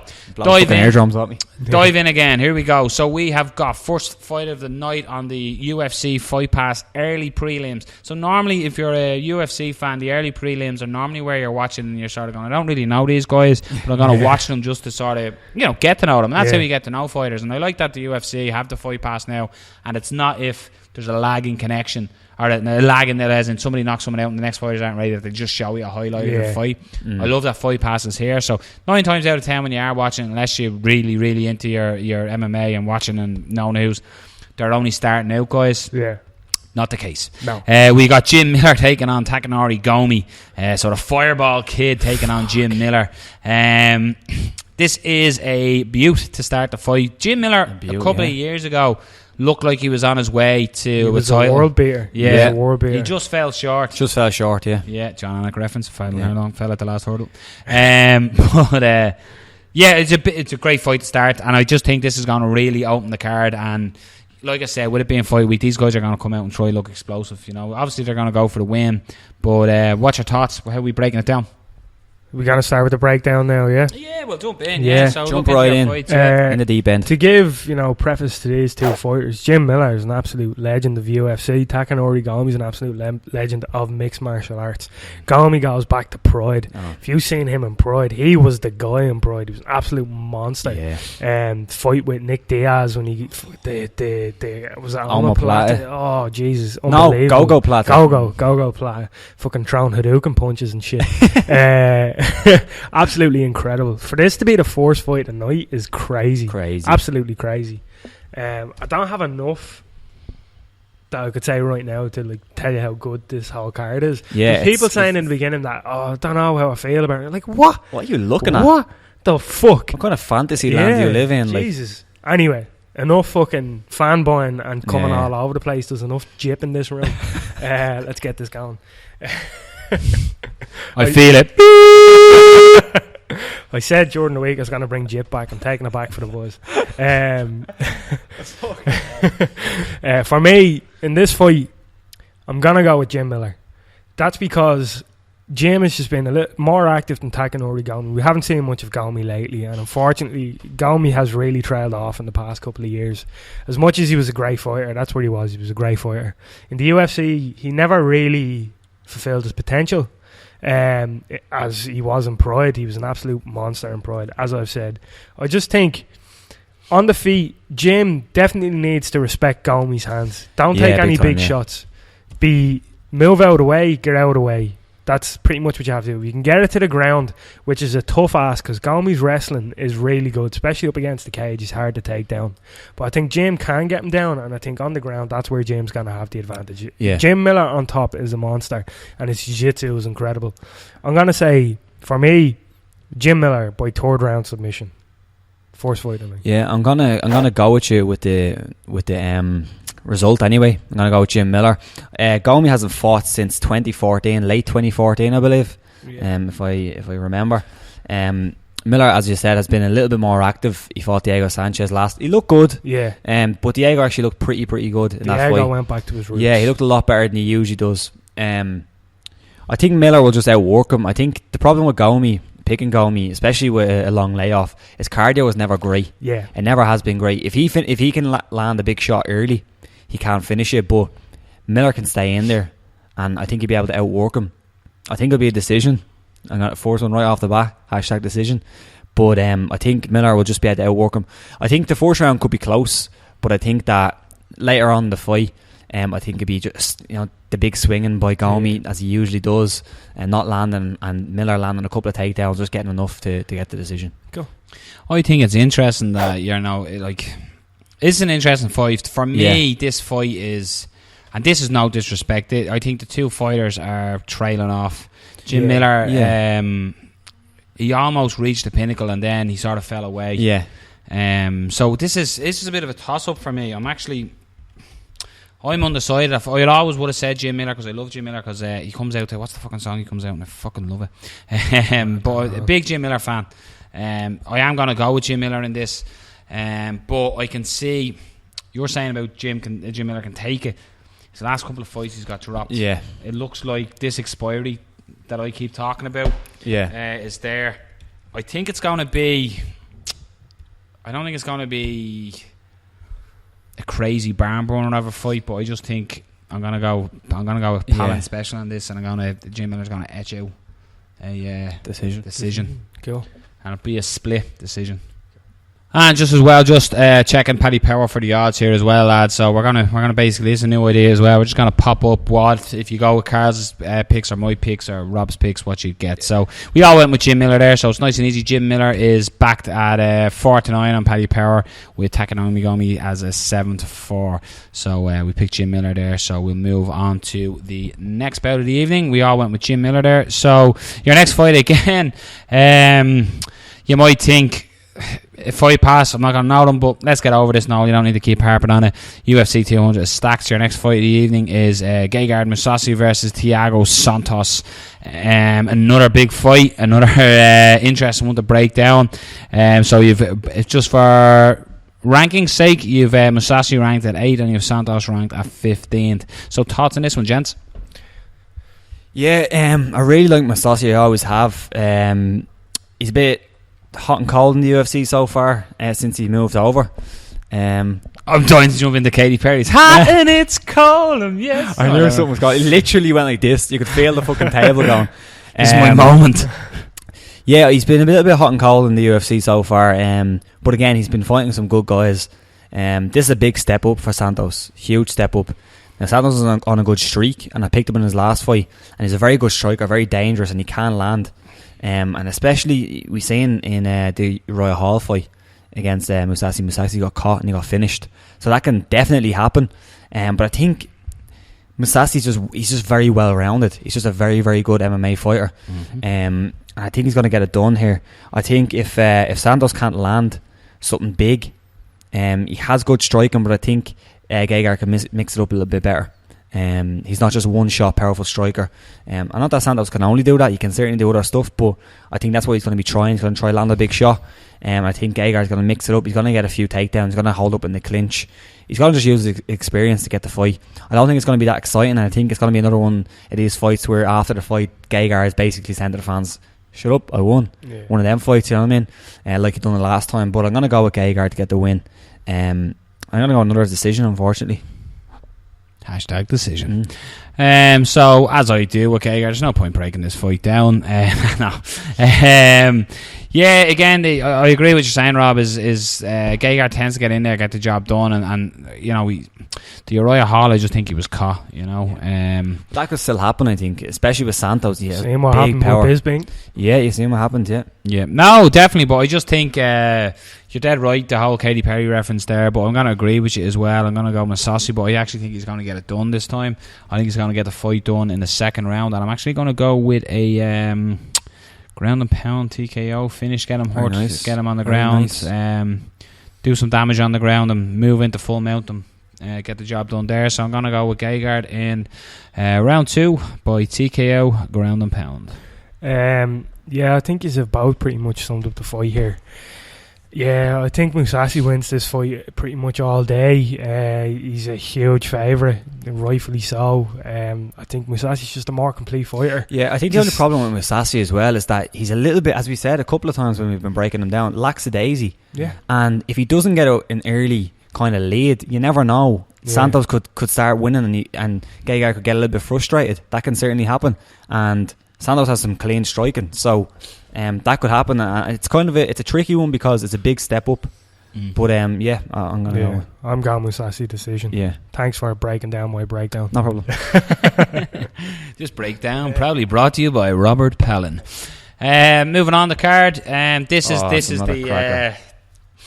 the coin flip for me. I fucking love Joe Lauzon. Absolutely love him. He has a great personality. All the stuff you see behind him. If you ever watch his blogs and stuff on YouTube, it's great. Very good on Facebook. I really like Joe Lauzon. It's a good fight. He tends to get embroiled if it's put to him to have a stand-up bang. He will stand and bang, and I just think Diego Sanchez is going to do that. Now, in saying that, Diego in his last fight incorporated a lot of wrestling and sort of went back to his roots in that style and got away from the barn burn fights. So it'll be interesting to see if Sanchez brings that, because I don't think Joe Lauzon would mind too much being on his back with his jiu-jitsu. So it's an interesting one. It's more, I think this fight is going to be predicted by which Diego Sanchez comes in. Yeah, like is it going to be the Hellfire Sanchez, or is it going to be the more tactical? Yeah, and we had Dan Hardy on not too long ago, and he spoke about Diego Sanchez, talking about how good his jiu-jitsu actually is. When he come in to MMA and to the UFC, he come in as a dangerous jiu-jitsu guy. That's what his thing was. He turned into a striker, very sloppy and wild striker, but he did get some wins that way. But I think with Lauzon, you kind of think if it's going to the ground, Lauzon might have an advantage, but you never know what can happen down there, especially if Diego can get on top. And with his wrestling, I wouldn't be surprised. Now, Lauzon has some great tricks. I just don't know how confident I'd be if he lands on top and Diego is on top of him, because usually, more often than not, they're scoring to the guy on top. Usually. That's just the way it is. It's just the way it is. Things will never be the same. There's a bit of a Tupac reference for you there. Not a Tupac fan. No? No. Oh, he's alright. So, yeah, I don't know. Did you see the War for Whispers thing? Which one? Tupac Shakur confirms he is dead. Oh yeah, saying that. Yeah. Brilliant. Yeah, which way were you going? You went first. Yeah, so Robert Palin, that breakdown was brought to you again by Robert Palin. Look, I'm not going to go against Joe Lozon. I love him. I like his style of fighting. I think you sort of got it right with... He's got loads of tricks on the ground. Diego Sanchez is a very good wrestler when he does it. His jiu-jitsu is on point too, but I just think it's more... It's like... This is weird. I don't know where I'm going with this one, but it's like, you know, someone can swim, but doesn't mean they're an Olympic swimmer. Do you know what I mean? And I just think Lozon's jiu-jitsu, he is an Olympic swimmer. Do you know what I mean? And I just think he has that. Now, if Diego gets on and uses his more so his wrestling style grappling to hold him down not to look for the submissions, that's where it could be difficult for Joe Lozon. But I just think Joe Lozon is like a globetrotter on the ground. He just has so many tricks that he can pull out of the bag. But again, I honestly think this fight depends on where Diego Sanchez wants this is in. Does he want to stand and brawl? Because Lozon never backs down from that type of fight. So it's very interesting. Hopefully, I'd like to see Joe Lozon come out not getting brawled in that, because he's lost a couple of fights when he has done that. But he's also won. Like I said, Joe Lozon, so many fighters. I think he's actually has the most fighting. I think it's the most. Yeah, I think so. Yeah.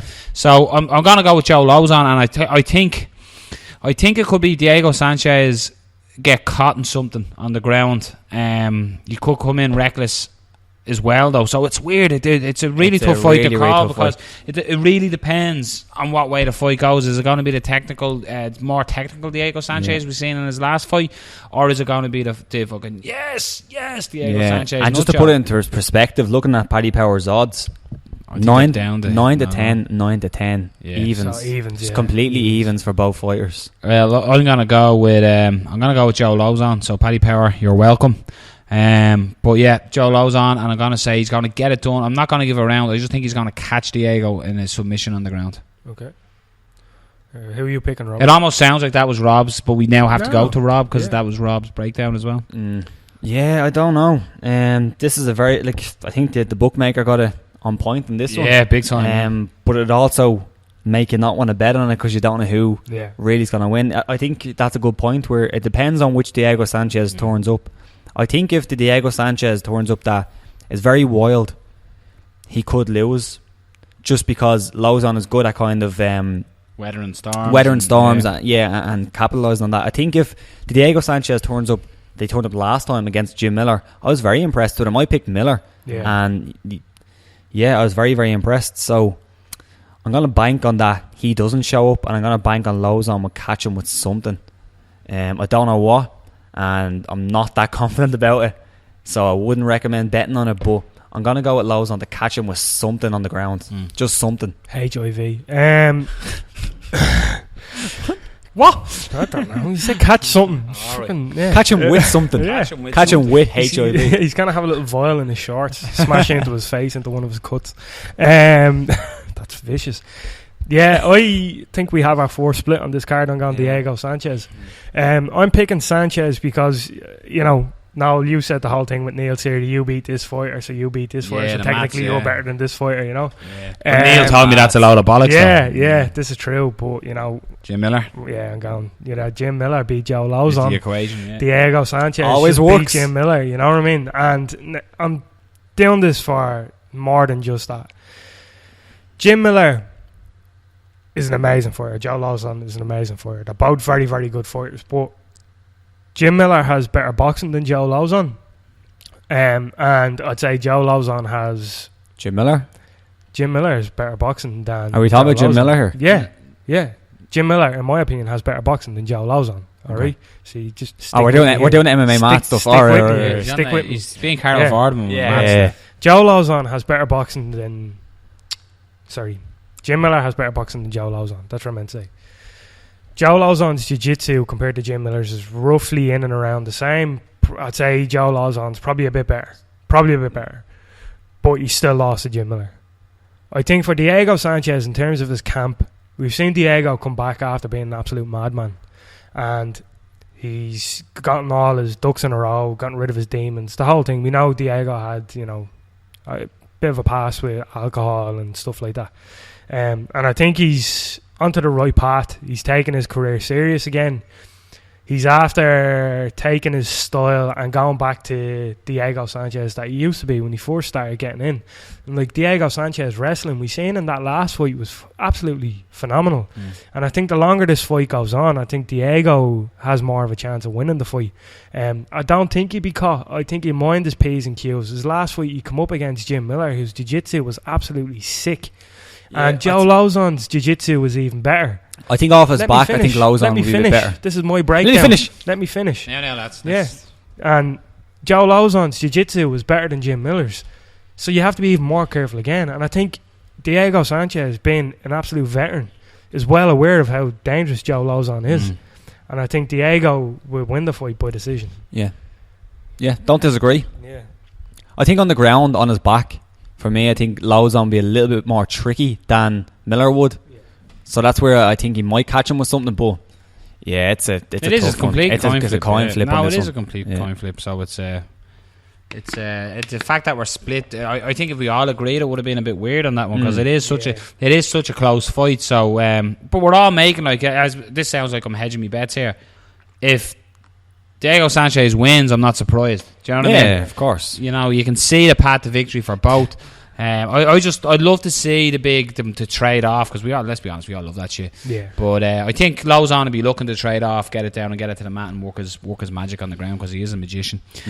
So moving on, we've got Super Sage Norco taking on Enrique Wasabi Marin, and this is Sage Reebok Norcut, who was 19 years of age. Is he still 19 or is he 20? I don't know. He's probably he's going to be 19 on this podcast for the rest of his life. Sage Norcut, he's on this is the BT for us in UK and Ireland. I'm not going to say Europe because this starts at 1 a.m. standard British time for us on BT Sports, and this is the first bout of the evening. Got Sage Norcut against Marin, so it's an interesting fight. Carl, I do believe Europe in case Rob tries to hijack your pick again. But far away, my man. For me, to be honest, Enrique Marin, I don't know too much about him. Sage Norcut, I know a bit more about Sage. I'd be tempted to pick Sage, but then I kind of go towards Enrique Marin because we know what's been going on in Sage's camp with his coaches and his dad. And you're going, how much does that it did come out, sorry for talking about it did come out though that a lot of that was just exaggeration as well. No, fair enough. But that's why I didn't notice until now. That's why I was kind of leaning towards Marin. Yeah. But I think, you know, coming into the fight, there's a few things that will... Fucking wrecking the gaff. Yeah. There's a few things coming into the fight that, you know, happened on Sage. Like you had the thing with his camp, now they're saying he's exaggerated. Now this Reebok deal and he's getting more money and being recognised and whatever. I think Sage is going to want to come back after that loss against Brian.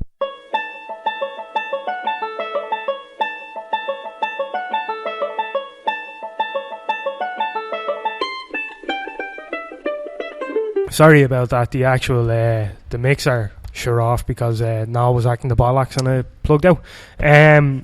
Fuck you, Noel. I'll start again. I'm going with Sage. I think Sage will win the fight. I think he has a chip on his shoulder. People have doubted him now because of his last fight. I think he'll do the job. I'm going to go with Sage and Norcut to win. I don't know how we win. I'll just say decision. Yeah. I'm going to go with Sage. Yeah, I'm going to go with Sage as well, but I'm going to disagree. I think Sage Norcut is going to come out here looking to prove a point. There's been shitty rumours about this and that and everything with Sage Norcut. He's going to be very disappointed as well with that loss and that tap out. So he's going to come back an angry young man. He's an angry young man. He's definitely going to come back, for me, strong. Again, you see, it's weird with Sage because it's...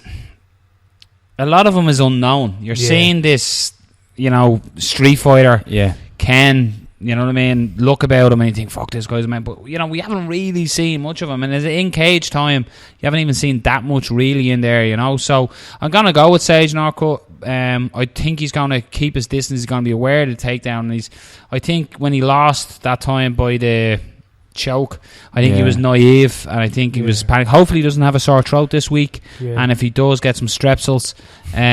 But I do think it's going to be Sage Norcut, and I think it could be something spectacular because the UFC are going to be behind Sage. The fact that Reebok are on him, you know, eggs in a basket and all that. Exactly. So, you know, everything's a gamble, but I just think Sage is going to come out. He's going to get it done. And I'm going to go with a first round finish with Sage not putting this one. Yeah, I wouldn't be surprised if Sage doesn't win because of what we've seen in the past. But I'm going to go with him as well. This guy, I haven't seen much of him. I did see his last fight, which he lost, and it was after the tough Latin America, I believe. And there wasn't great fighters in that. Obviously, Yair Rodriguez came from tough Latin America, who was a very, very good fighter. But I think Sage will come back from his loss. We've seen what he can do. He's a very, very good athlete. You could see he started getting a little bit tired in his last fight. I think that was more... Well, I wouldn't use the word nerves, but you know what I mean. He started getting tagged, and it seemed like it was something that he wasn't used to. Maybe after that fight, he's learned. He seems to be taking more time to go up to TriStar and going to a couple of different gyms. Yep. It seems like maybe his dad's letting him actually go up to the gyms. Hopefully, what we said about, or what you said about all that stuff about that training partner saying that he wouldn't allow him to train. Hopefully, that's not too truthful. Hopefully, it is a bit of a hyperbole or whatever. So good word. Yeah. What the fuck? Yeah, exaggeration. Google that. Exaggeration. Hopefully it's a bit of an exaggeration.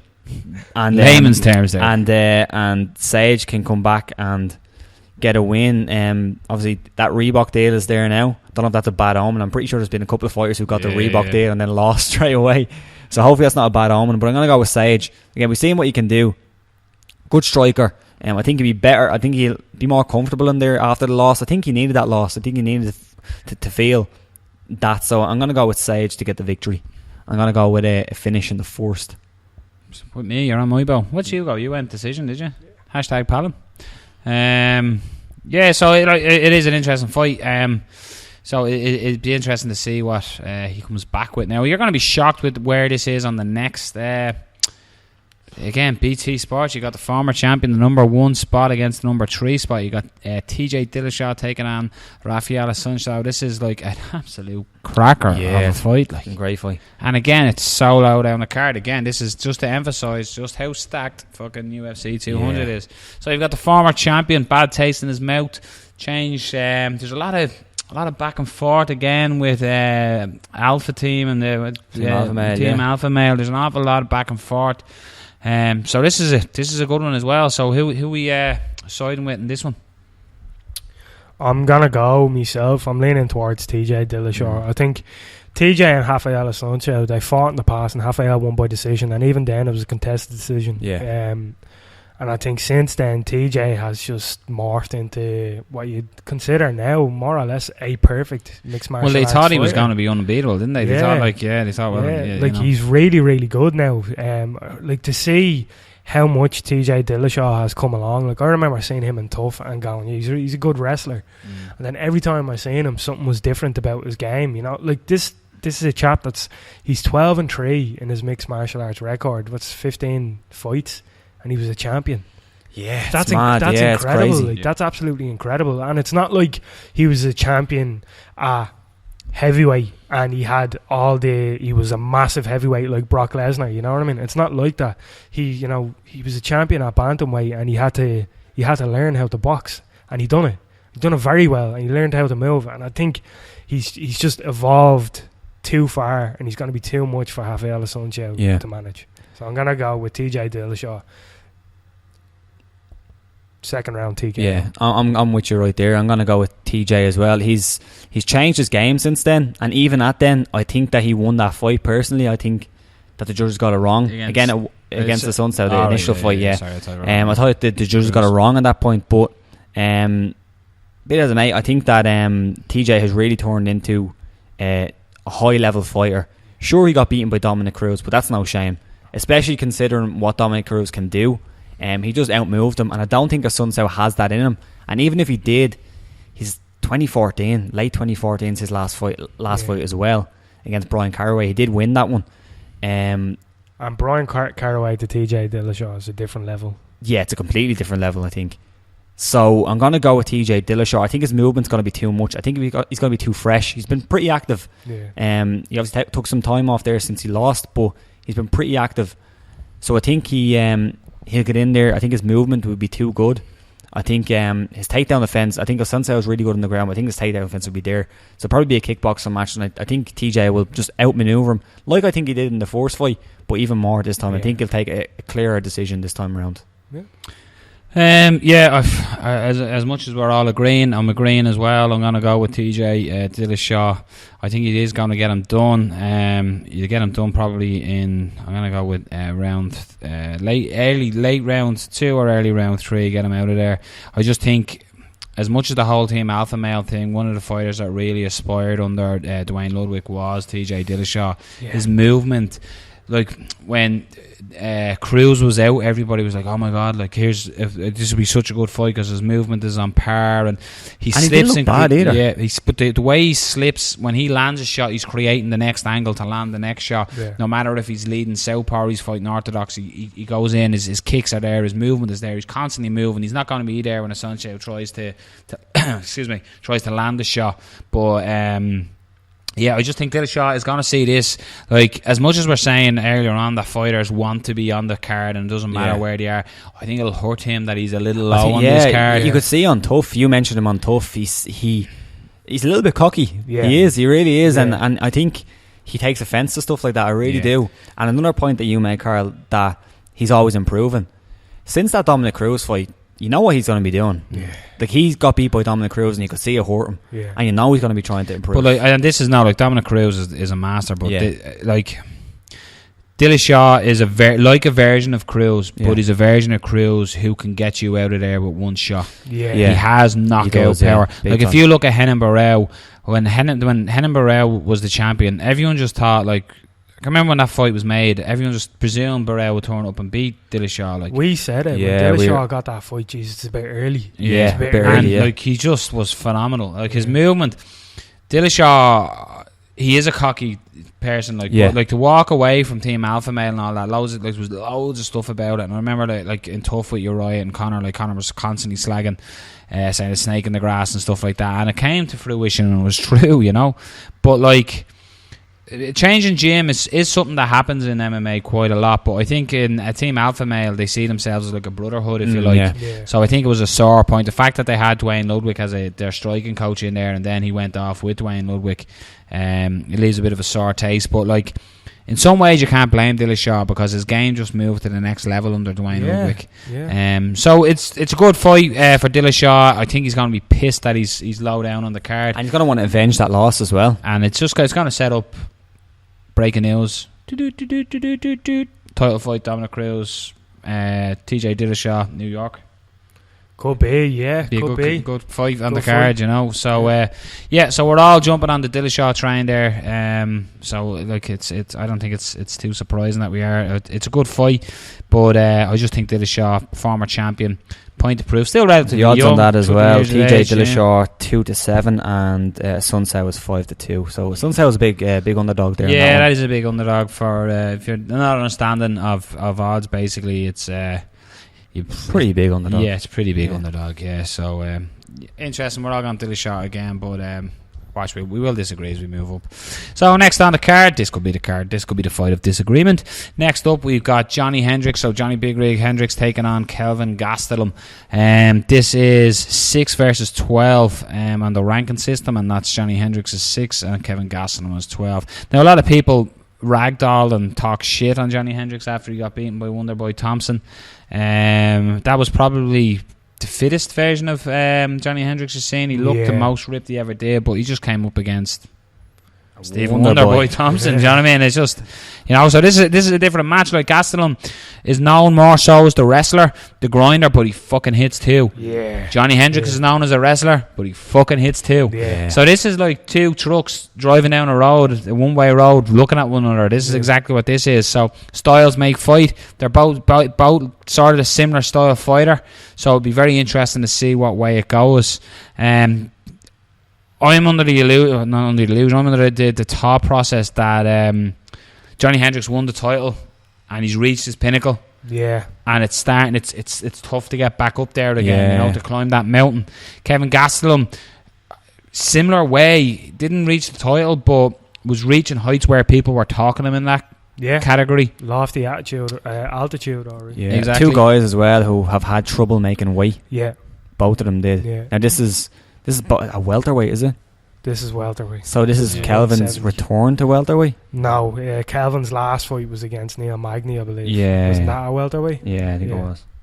Which he lost.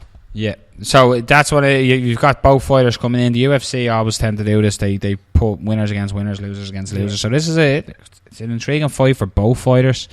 This again, just in regards to it's a bit of a coin flip or how you feel about it. The bookmakers have it 8-13 and 5-4. So that's a slight for who? 8-13 for Johnny Hendricks and 5-4 for Kevin Gastelum. It's an interesting one.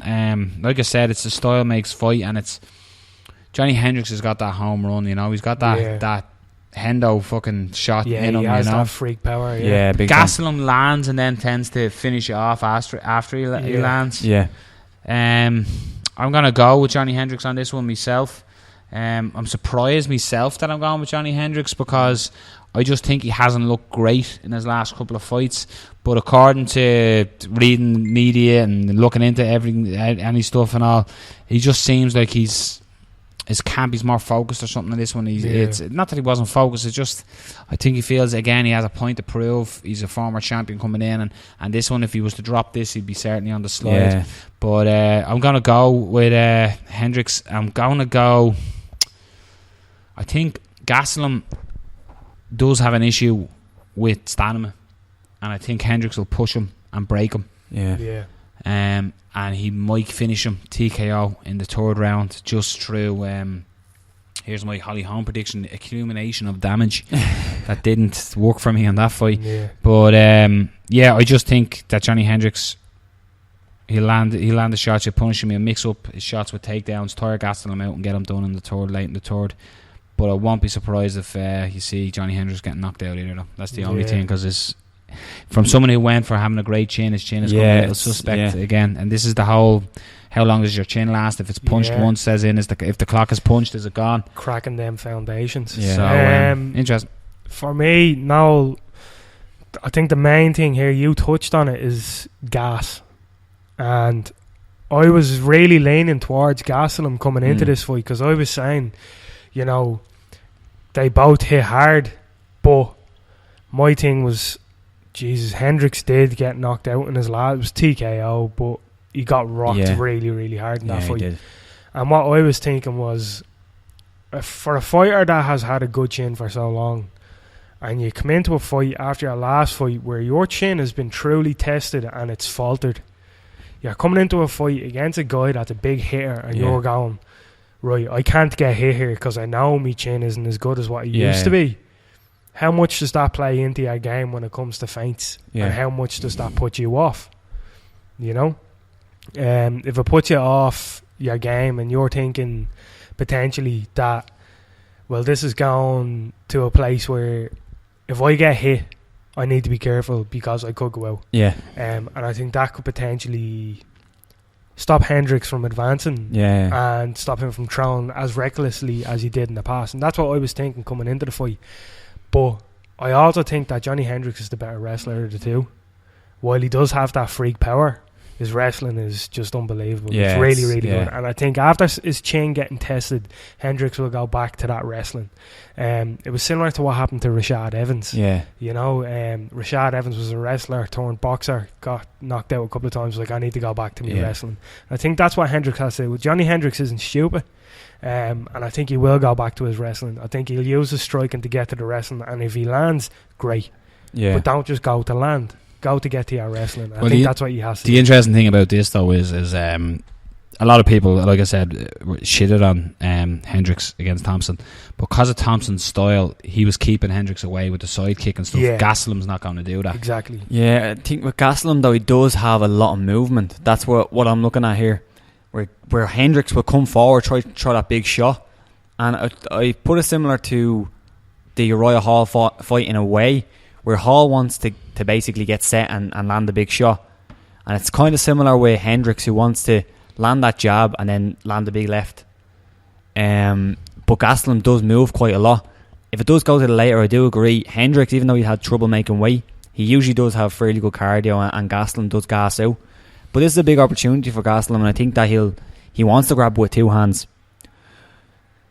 But again, you have that X factor with Hendricks' big hand as well, and Gastelum has been rocked. Just before you continue, I'm picking Hendricks. I didn't mean to say it. I'm picking Hendricks. Sorry, Robert. No worries. I was leaning towards Gastelum. I think his movement will cause a lot of problems. But Gastelum does leave himself in there as well. And he does leave himself in there to get caught. And I think if Hendricks does catch him, he could drop him. I'm going to go with Hendricks. Yeah. Just by the skin of me teeth. You're proper undecided though. You proper, can see it in just by the skin of me teeth. It's like, when you're in the chipper and you go, they get smoked cod or fresh cod, and you're just down a kebab all the way. So again, we're all on that. Funny, I thought that we'd be all disagreeing on that one, so that's interesting. To be fair, we nearly did. I'll be fair. I'm like this close of picking Gastelum. You could see the points, like how torn we were on that fight, Moving on, we're going into the women's division now, and we've got Kat Zingano taking on Juliana Pena. This is an interesting fight just for ranking's sake. This is 3 with Kat Zingano and number 5 for Juliana Pena. So shouts out on this one, gentlemen, straight up. This is the main event, by the way, on Fight Pass. Yeah, potential winner of this fight could get a title shot. Yeah. That's how big up this fight is. Just before, did you see Kat Zingano making her weight cut, dropping 30 pounds on her Instagram? Crazy. That's crazy looking. Yeah. It's actually deadly. You should check that out. It's really good. But this fight, Juliana Pena, she was out for a long time with I believe she had a knee injury. Was that coming straight out of Tough? Yeah. Yeah. Straight so out she got Tough, a knee injury coming out of Tough, and she was out for a long time. She come back in her last fight. Forgive me, I can't remember the name of her opponent, but a lot of people Jessica Oi, wasn't it? Jessica Oi, thank you. People were saying Juliana Pena is like, she's gonna be the man or the woman at that weight class, and she is a very good fighter, but in that fight against Jessica Oi, she didn't look as good as what she could have looked. But Jessica Oi is a very, very tough girl. That was a tough fight for her, but she got through it, and she showed that when it comes to adversity, she's very, very good at taking a head on and just going through it. Kat Zingano, her last fight was Ronda. Yeah. Was it that long ago? Yeah, 2015. So Kat's been out for a long time now, but I think Kat probably needed that time off. Unfortunately, Kat's husband died. She did take some time out, but it's still tough to come back from something like that. I'm sure she's been training her ass off. She come in, she got beat by Ronda, but then getting that beat on top of everything else, that's just gonna make you hungry. That's a lot of shit to come through, and to come through the other side and then step in the octagon. Yeah, I think you have too much to lose. Too much. This is her title defense, if you will. For me, I'm gonna go with Kat Zingano, and I say if she gets this to the ground, she's gonna win by submission. I'm going to say Kat Zingano, second round, guillotine. Nice. I'm going to go with the same result, as in the same winner. I just think Kat Zingano, when she fought Ronda, just made a mistake and got caught by the mistake. She wanted to rush in and overpower Ronda, and I think was that the quickest submission in women's? I'd assume so. It was very, very quick. She just got caught. It was the wrong game plan. But like Kat Zingano is, as you said, Carl, she is the man. I honestly think she's a legitimate title contender to get there again. Juliana Pena is an absolute beast as well, but I just think Kat Zingano is going to have the edge here. Like if you look at her takedown accuracy stats, she's 100% for takedowns. Yeah. She don't play fucking games. I think she's going to take her down. Penny will get back up and work. Like two of them are very strong in the grappling department, so it's an interesting fight in that sense. I do think it's going to be Zingano, but I think it's going to go the distance. Yeah. It's going to be a good back and forth. I think it could be a split decision. I certainly. This is what's great about this card is that some cards, when you look at me, not looking at my record, you wouldn't think it's quite easy to pick, but a lot of these are coin flips, and this is another one. Yeah. I just think Zingano, with everything that she's been through, Carl, that you addressed, I just think she's coming back. She's going to put a lot of time. She would have been in the gym training and learning in there as well. Now it's different. Again, we'll talk about ring rust is real, but I just think, again, Juliana Pena is coming off a long layoff as well, so it's an interesting fight. This is a number one contendership fight. I don't think there's any doubt about it. The winner of this gets a shot, and I just think the winner is going to be Zingano. Distance. Yeah, decision. I'm surprisingly going to agree. I think Zingano, even though she's coming off a long break, it's not like when Juliana was coming off that long break with an injury. Yeah. I'm sure, as Carl said, I'm sure she was still training. Yeah. I'm sure she was still keeping in shape. She's training with one of the best as well, Dominic Cruz. Yeah, like, and seeing what Dominic Cruz has done, imagine the inspiration that she gets from that. Yeah. Exactly. With Juliana Pena, I think our last two fights even, well, the one before, her first return, she looked great. The one against Jessica Eye, she didn't look all that impressive, but Jessica Eye is tough. Yeah. But I thought she was going to look a lot better. I'm not sure if the knee is still a problem, but she didn't look like she moved as well as she usually does. Now, she is very good on the ground, especially if she gets on top. She gets into that crucifix position and she'll land elbows and stuff. And I think that'd be dangerous if Zingano lands on the bottom. And we've seen as well, Zingano can make mistakes. She done it against Ronda. She came in, and Juliana is very good in the scramble. Really, really good. That's probably our best thing. Once you get into the scramble, she's most likely going to land on top. So I think that's a problem. But I think Zingano has a lot better striking. I think Juliana's striking still it's very basic. She kind of just throws shots there, not really to land. She's just looking to try close the distance, get it to the ground. I think Zingano, you've seen it against Miesha Tate, where she was losing the fight and she came back in the last round and she finished her. It was one of the probably most vicious knockouts in the women's division I've ever seen. It was Zingano, for me, it reminds me of how she fights as well. She's the female equivalent of Velasquez. She's just standing speed and high tempo, exactly, and she's always on you and pushing the pace, and it basically you can nearly see the fire going, fuck off and give us a minute, like, will you? Yeah, like I could see the scenario where something like that happens, where Pena will get on top, she'll land in the position like it's going to be over. But then Zingano will somehow scramble her way out. Exactly. So I'm gonna go with Zingano. Again, I don't know how we're agreeing on these, but it's such a close fight that it's difficult to say either way who's gonna win this. But I do agree that I think the winner of this is definitely in line for a title shot. Yep, 100%. Well, we're going to bring up to our main card now. So this is where the big boys come to play. You got Cain Velasquez taking on Travis Brown. Holy shit. This is for me, I could nearly say, whatever. 3 years ago, Travis Brown should not be getting near the octagon with this man.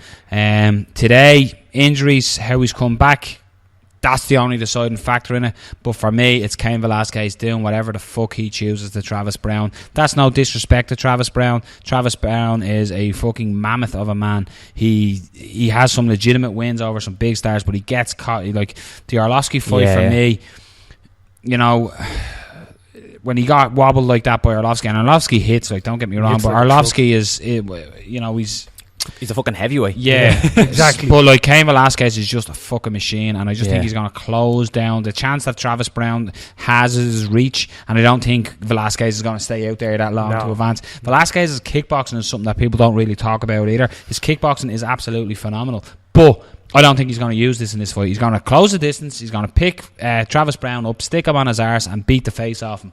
And basically, that's what's going to happen. He's going to go home and cry to Ronda. That's basically what's going to happen.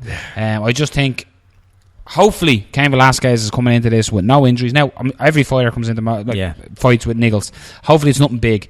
But I'm excited for Velasquez here. Me too, I'm nervous for Brown, because I just think that Travis Brown, like, he's done it against Overeem, Travis Brown, where nobody was expecting it. He's done it in multiple fights like that, where you haven't expected. Like, he's a big badass motherfucker of a man. Like, he's fucking huge. Like, he's 10'6". He's not 10'6". He's, you know what I mean? So it's a big fight for Brown. It's a huge opportunity for Brown.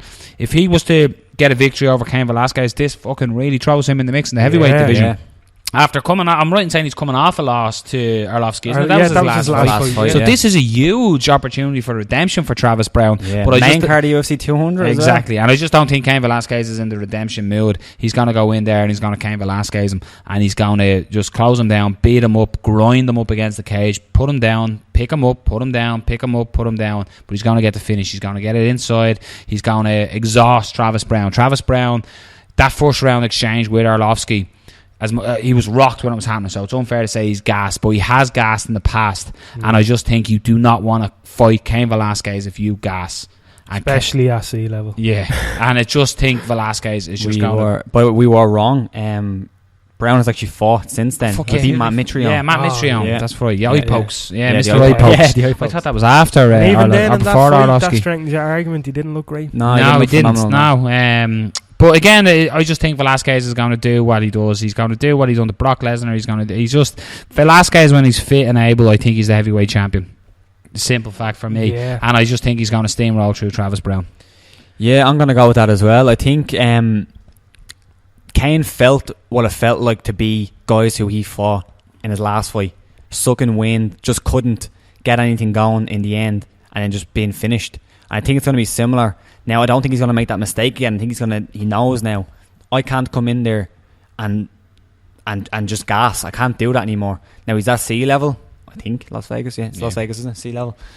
So he's there, and he should have his full tank of gas. It should be Cain Velasquez at his best. The thing you say about his last fight, he took a beating, but it's not like the beating he put on, say, Junior Dos Santos, where that just changes your career completely. Yeah. He took a beating and he shot for a takedown and got submitted.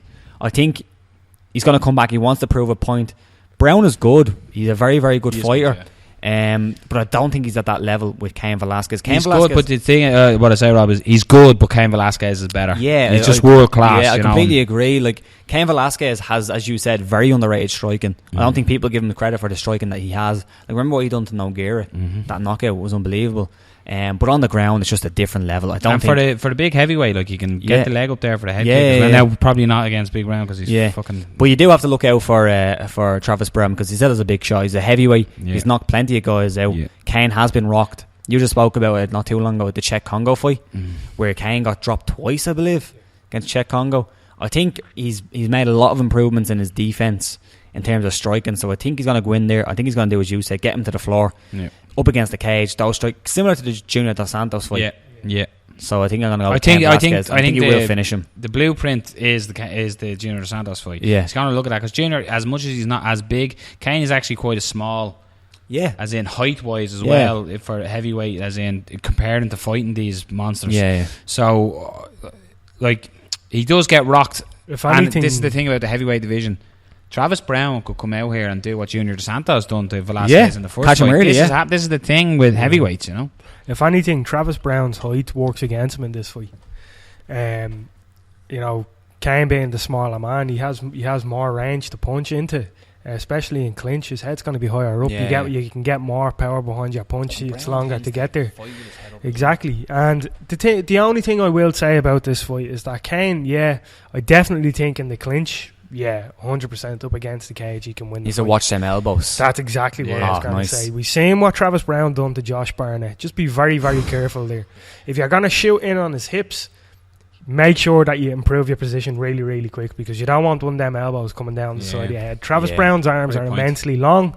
That's why those elbows were so effective against Josh Barnett. He has a lot of range of motion on those elbows, so it's going to hurt. You know what I mean? So Cain just really needs to be careful there. Up against the cage, I'd recommend, throwing the punches, putting your head on his chest, making him feel your weight, throwing the punches up, just catching them on the chin. Even if they're not that powerful, I'm telling you now, it's going to put you off your game. Cain can definitely do that. He done it to JDS, and he done it in a way that, like, if you've seen Junior Dos Santos at the end of that fight, he looked like fucking slots from the game. 100%. I was just about to go, hey you guys! His face was in bits. He looked like a different person. Yeah, he did. It was an absolute awful beating. But I agree with the lads. I'm going Cain Velasquez, and I'd say Cain will actually knock him out. Probably in the second round. It probably won't be a standing knocking out. I'd say he'd be ground and pound knockout. Cain Velasquez up against the cage round. or something. Yeah. I'm on the same boat. Nice. So we're all, and just for anyone who's keeping track on the odds, we've got Cain Velasquez is the favourite in this. He's 1-3, and Travis Brown you can get at 9-4 on paddypower.com. So moving on to your next fight of the evening, we've got Jose Aldo taking on Frankie Edgar. So this is number 1 and number 2 in the interim featherweight title bout. So Connor's away at welterweight, so the UFC have set this up as an interim featherweight title. So you've got the champion, the former reigning dominant champion, versus Frankie Edgar, who obviously was the champion at lightweight as well. So this is an intriguing matchup. They fought before. Jose Aldo won. Jose Aldo's quote with the reading today that he's buried the defeat to McGregor. He's forgotten about it. He's looking only at Frankie. He wants his belt back, and he's basically said since he's fought Frankie Edgar, the only thing that's changed for Frankie, he's got better at the weight cut, but he does the exact same things and the exact same movements. So Jose Aldo is basically is thinking that he's going to implement, he's improved, he's changed, he's going to just do the same thing, but he's very confident in this. So this is another good fight. Phenomenal fight. It's a fucking great fight. Frankie Edgar obviously was pretty pissed that he didn't get the shot at Conor after it. He deserved it. Jose was pretty pissed that he didn't get the rematch. Some say he deserved it. So what are we thinking on this one, lads? I went last in the last one. Yeah, I'll go first on this one. I know who I'm picking. I'm picking Frankie Edgar. The last fight with Edgar and Aldo, Aldo beat him, but I think Edgar has him in this one now. Edgar's been one of them fighters. He's just, every time you see him, there's something different about him. And I think maybe that fight with Aldo, that wasn't the best Edgar that we could have seen. And I think now that Aldo has seen that Edgar has seen that Aldo is just a man, that he can be knocked out. And the fact he got knocked out in 13 seconds, that's going to give you something to go, I have the beating of him. If you've seen what Frankie Edgar done to Chad Mendes in the last fight, now Chad took a fight against Conor on short notice and then fought Frankie, and unfortunately he got knocked out. And I think it could be the same case scenario here. Aldo's chin, are the cracks in the foundation there?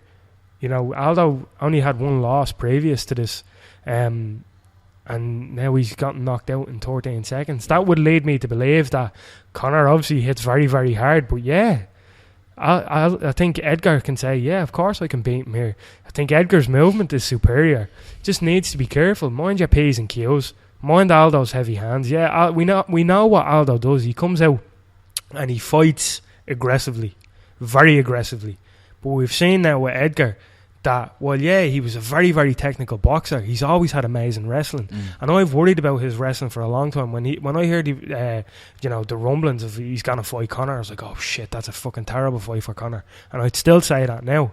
But I think Edgar, with Aldo coming forward, just drop down and take the double leg, go in on it. Just mind your P's and Q's. You have to be careful. I think Edgar wins this fight by decision in the end. I'm going with Frankie Edgar by decision. Just mind your P's and Q's, mind the aggressiveness. You can land when you need to land, but ultimately, takedowns is where your fight is at. Aldo off his back is very dangerous, but I think Edgar is competent enough on top that you'd be fine. So I'm going to say Edgar by decision. Nice. This is a tough one as well. They've both been off at the same amount of time. They took some time off. But obviously Edgar had a big win in his last one, and Aldo was viciously knocked out. The problems I'll have with it for Aldo will just be how he comes back from that, how he'll look after taking that knockout, because he got well and truly knocked out. He was out cold, and then John McCarthy landed a little knee on him as well. Did you see that? Fucked up. But I'm going to go with Aldo in this one. I think that not an awful lot has changed in both their games, and I think that if you booked this fight before Aldo got knocked out, I think you're going with Aldo all day. And I don't think I'm going to change it. I think Edgar, again, he's a fantastic fighter. He's right up there. And even the first fight was very, very close. But I do think Aldo won it. And I think Aldo, as you said, he's very aggressive, but he's very defensively minded as well. I think what happened with the Conor fight, he got very aggressive and he tried to land really early. I think he was angry, I really do. And I think he got taken out of his game. I don't think he'll make that mistake again. And Edgar as well in his fight against Mendes, lovely counter strike as well to knock him out. So I think Aldo will be a lot more defensively careful in his game the way he usually is. Like he's very aggressive, but Aldo doesn't get hit an awful lot. He really doesn't. And as well, I think those leg kicks. He does get hit a lot. Not an awful lot. Look what happened against Mendes and stuff, and Mendes. Yeah, that was later in the rounds. And Conor. Yeah. He gets hit a lot, man. Not an awful lot. If you actually look at his fights, he has plenty of 5-round fights. You actually look at his game. He's not a person who gets into weird, wild fucking fights. He stays really defensive. He really does. He stands on the outside. That's why a lot of people thought he was a little bit boring when you come over to the UFC. People thought, like, oh, this guy, he's very aggressive. He wins in the first round. And you're seeing against a lot of the guys, against Lamas, against Korean Zombie, against all these guys, he he kind of stays back. He doesn't really get into a brawl, and then he'll land the leg kick, he'll land the right straight that he lands, and the nice jab. So I think I'm going to go with Aldo, and I think he's going to beat him by decision. I think it's going to be a close fight as well. His takedown defense is amazing. It's always been great. You can't take that away from him. And Edgar as well, his takedown's phenomenal. But I think that he's going to be able to do very similar to what he done in the first fight. He's going to be able to win it by decision. So I'm going to go with Aldo. I think these are both wrong. Conor wins. I think we're going to win. Aww. At the crowd from watching it, I honestly think this... Lewis CK would call you a faggot right now. Well, quarter cup swashing around down there. I honestly think this is going to be fight of the night on this card, and that's something, because the card is fucking maniac.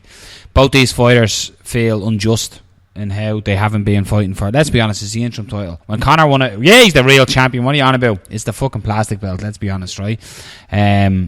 So for me, these are two fighters who feel unjust and want to prove a point. You've Jose Aldo. I know what you were saying about the thing. Jose Aldo came out in that against Conor. Conor got to him mentally, and he came out wanting to take Conor's fucking head off. Rob's very right. As much as Jose is aggressive in his attacks, which he is, he's also very defensive minded. He doesn't throw a shot, and like I know we were saying, Mendes lit him up, Hominick lit him up, but that was later in the rounds against Hominick. It was more Jose.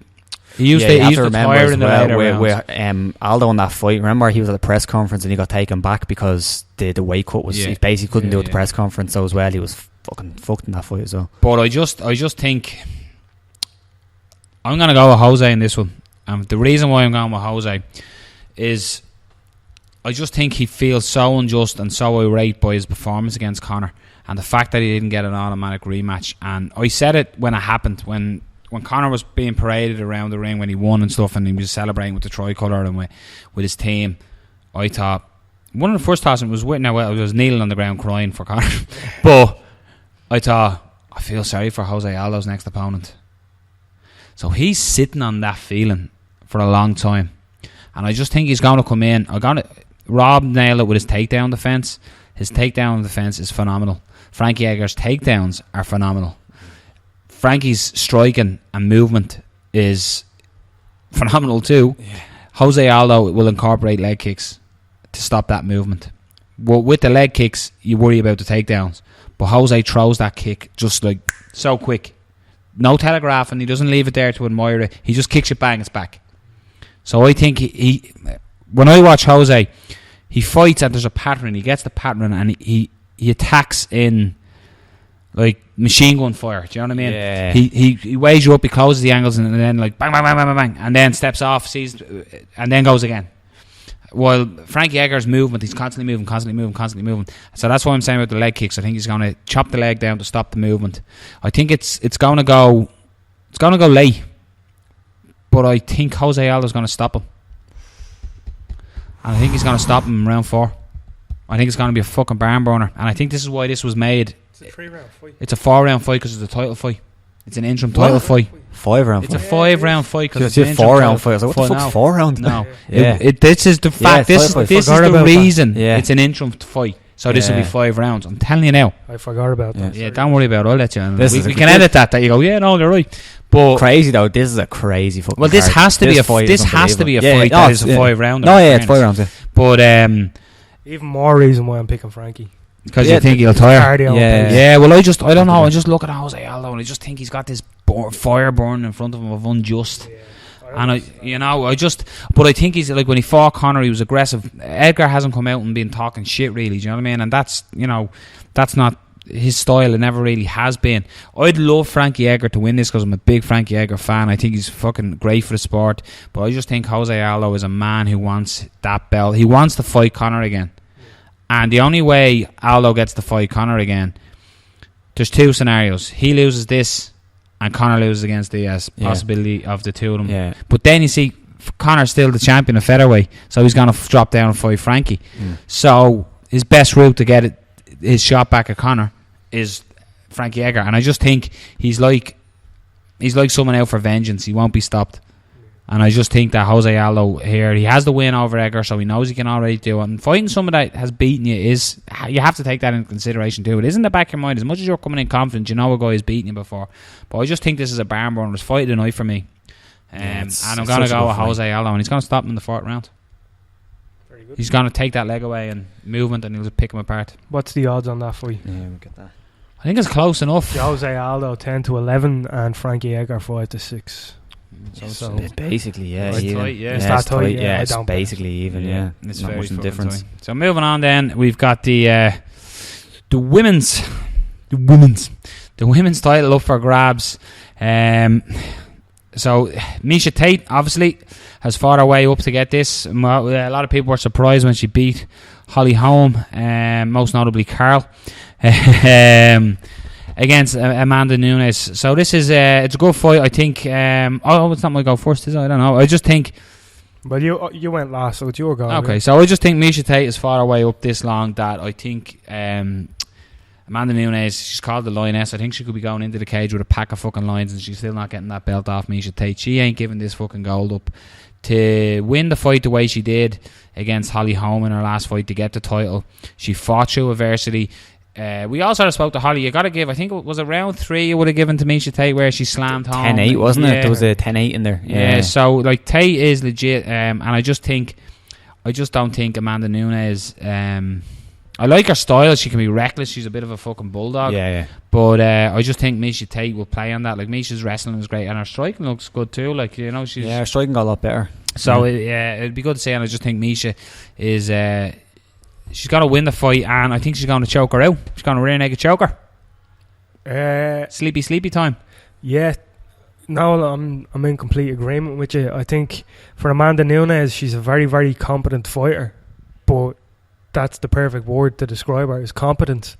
She's good at what she does, which is when she gets to the ground, jiu-jitsu, she's very good at that, but I don't think she's going to get to be able to implement her top game at all. I think Miesha will engage to go to the ground when she wants to go to the ground. I think that's the complete story of the fight. I think Miesha, everywhere other than on her back, she wins this fight. But even then on her back, I'm not counting her out. Yeah. You know what I mean? Yeah, she's good off her back. Yeah, she's a very, very, very well-rounded fighter. And then there's certain aspects of her game that you're just like, in this fight especially, she's just miles above Amanda Nunes in this fight. Miesha's boxing's fantastic. Her grittiness and determination, which we've seen in the last one, is unbelievable. And her ability to fight smart is second to none. She knew in that fight against Holly Holm she had to wait. Yeah. She couldn't just go in and try get a hold of her and take her down. But then when it came time to turn her up and get her, she done it. And but a big factor as well for me, Carl, is confidence is fucking huge. Miesha Tate is at her fucking highest level of confidence she's ever had. And Miesha Tate's the type to me that it's not cockiness confidence, it's just confidence. It's building. It's a slow ship of building. She's been doing it for so long. Like that title eluded her, the UFC title, for a long time. She's like 23 fights now or something like that. And like you know, like any champion when they get to that level, you know, we were talking about Johnny Hendricks, he reached that peak and he fell away. And I know you say paper champion when you haven't defended it, but I just think Miesha Tate, her grit and determination, how much it took her and how much she's sacrificed in her life to get to that level, she ain't giving that shit up for anyone. No. If this was a better caliber opponent, like Ronda or someone like that, I'd pick Ronda. But it's not Ronda, it's Amanda Nunes. And I definitely think Miesha has fought this sort of fighter her whole career. Amanda Nunes doesn't bring anything new to the table, to be honest. And we've seen Amanda Nunes in her last fight. She won the first 2 rounds, but that third round was like close to losing. You know what I mean? Very bad. She gassed. This is a 5-round fight. Miesha Tate's going to tire her out. Miesha's not stupid. She knows that she doesn't have a gas tank. Miesha Tate is going to do that, and I'd say Miesha will finish her in the 4th or 5th round by submission. I wouldn't be surprised. Nice, I'm with you too. I'm going to go with Miesha Tate. I think the big one for this is I have a little stat here looking at the record earlier on, because as you said, Amanda Nunes in her last fight, she properly gassed in that third round. Like, I haven't seen anyone gas that much since like the likes of Shane Carwin or something a long time ago. But here's a little stat. So you have Amanda Nunes. You look at her record, all her wins in the first round, all her losses, any loss that she has have gone past the first round. Really? Yeah, decision loss, a loss in the second round by TKO, and a loss in the third round by TKO. Yeah. And then her last fight, the only other fight that went to decision, and that third round looked very bad. Another thing I'd say as well, though, is Miesha Tate's been in there with the who's who of women's exactly, MMA. yeah. Do you know what I mean? She's fought the better caliber fighter. Like she's fought like Ronda, she's fought. Obviously, Ronda was the top of the game for a long time, and then when she fought Holly Holm, nobody gave her a chance. Nobody gave her a chance, you know. So she's been in there, she's been there and done it and worn the t-shirt essentially. You also have to say, on the flip side, for Amanda Nunes, she has plenty of finishes in the first round. She can get it done early. That's one thing she does have. As you just said, she's aggressive. She hits hard. So if Tate does get caught early, you never know, it could happen. But I think we've seen Tate get caught exactly, as well. And come through. Tate has that, as you said, the gritty. She's gritty. She'll push on. She'll against Holly Holm, she was getting beaten. She just stayed in there until she got the win. I think Tate's going to finish her. She's going to finish her not too late, but I think it's going to go probably to the third, and she'll probably finish her by a submission in the third. She'll get her to the ground. Amanda Nunes will just be completely spent, and she'll finish her on the ground. Miesha is very, very good on the ground. So you're on board with me with the rear naked choke, are you? Yeah, we'll go with that. And here we go, the co-main event of the evening. We've got Brock Lesnar versus Mark Hunt. Wow. So this has been short notice fight. It all came back. It's got the internet fucking creaming itself. It's fucking crazy, and you've all the interviews and all the back and forths, and Hunt saying about drugs, Hunt, all the talk and all the shit's finished. They're going to step into the cage, and these two fucking Goliaths are going to clash in the UFC octagon. What are we thinking? Are we all thinking the same thing? Because everybody on the world is probably Mark Hunt round one, walk off knockout. Do we all see that, or are you seeing Brock? I don't think it'd be a knockout in round one for Mark Hunt. I think it'd be knockout in round 3 for Mark Hunt. I think Brock coming into this fight, I said when this fight was, when we heard Brock Hunt was coming, Brock Hunt. Sounds like you said something else there, doesn't it? We need to Photoshop like Brock Lesnar's face, or the opposite way around. Hilarious. That'd be Brock Lesnar's face on Mark Hunt's body. That'd be gas looking. When I heard Brock Lesnar was coming back, the first thing I said was, don't give him Derek Brunson. Yeah. And then they give him Mark Hunt. I was like, oh, Jesus Christ, what you thinking? Possibly even more of a worse fight, because we were saying, who you give him? Is it going to be someone near the top because they're all killers up there, or is it going to be someone that's manageable? And we would have said Derek Brunson based on his Lewis. But Derek, Jesus Christ, Derek Lewis. I'm very hungry today. Derek, you wouldn't like me when I'm hungry. Derek Lewis, I'm sorry about that. We said don't give him Derek Lewis, and we were saying based on where Derek Lewis is ranked, that maybe he could have got that fight. You don't want to give him anybody else too far up, and then they throw Mark Hunt, and you're going, geez, you're doing him no favours here. I thought that bringing Brock Lesnar in, we'll bring Brock in, we'll give him a can, we have Brock Lesnar, people are going to pay to see Brock Lesnar. That's where I thought. That's where, if I was Dana White and Lorenzo, that's exactly what I would have done. Like, fuck, we have Brock Lesnar, let's not take a risk, let him get a win, and sure, fuck it. I criticise boxing for doing that, but if you're going to make money, fuck it. Capitalism. Yeah, exactly, but this fight, I think Brock is really going to try push for the takedown, of course. Brock's not stupid. He knows if he stands, he doesn't have the superior striking. If he gets hit, there's a very, very good chance he's going to get knocked out. And Brock wilts when he gets hit.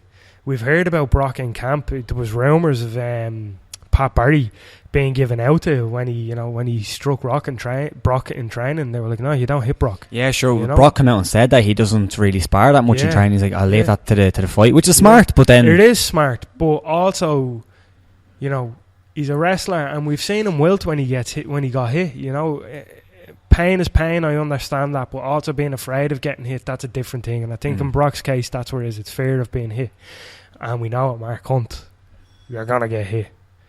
And I think for this, Brock's going to try push for the takedown in the first round. I think Mark Hunt, who has gotten very, very good at avoiding takedowns, will avoid the takedown. And I don't think Brock will be able to get it to where he wants to get it. And I think Mark Hunt will knock him out in the third round.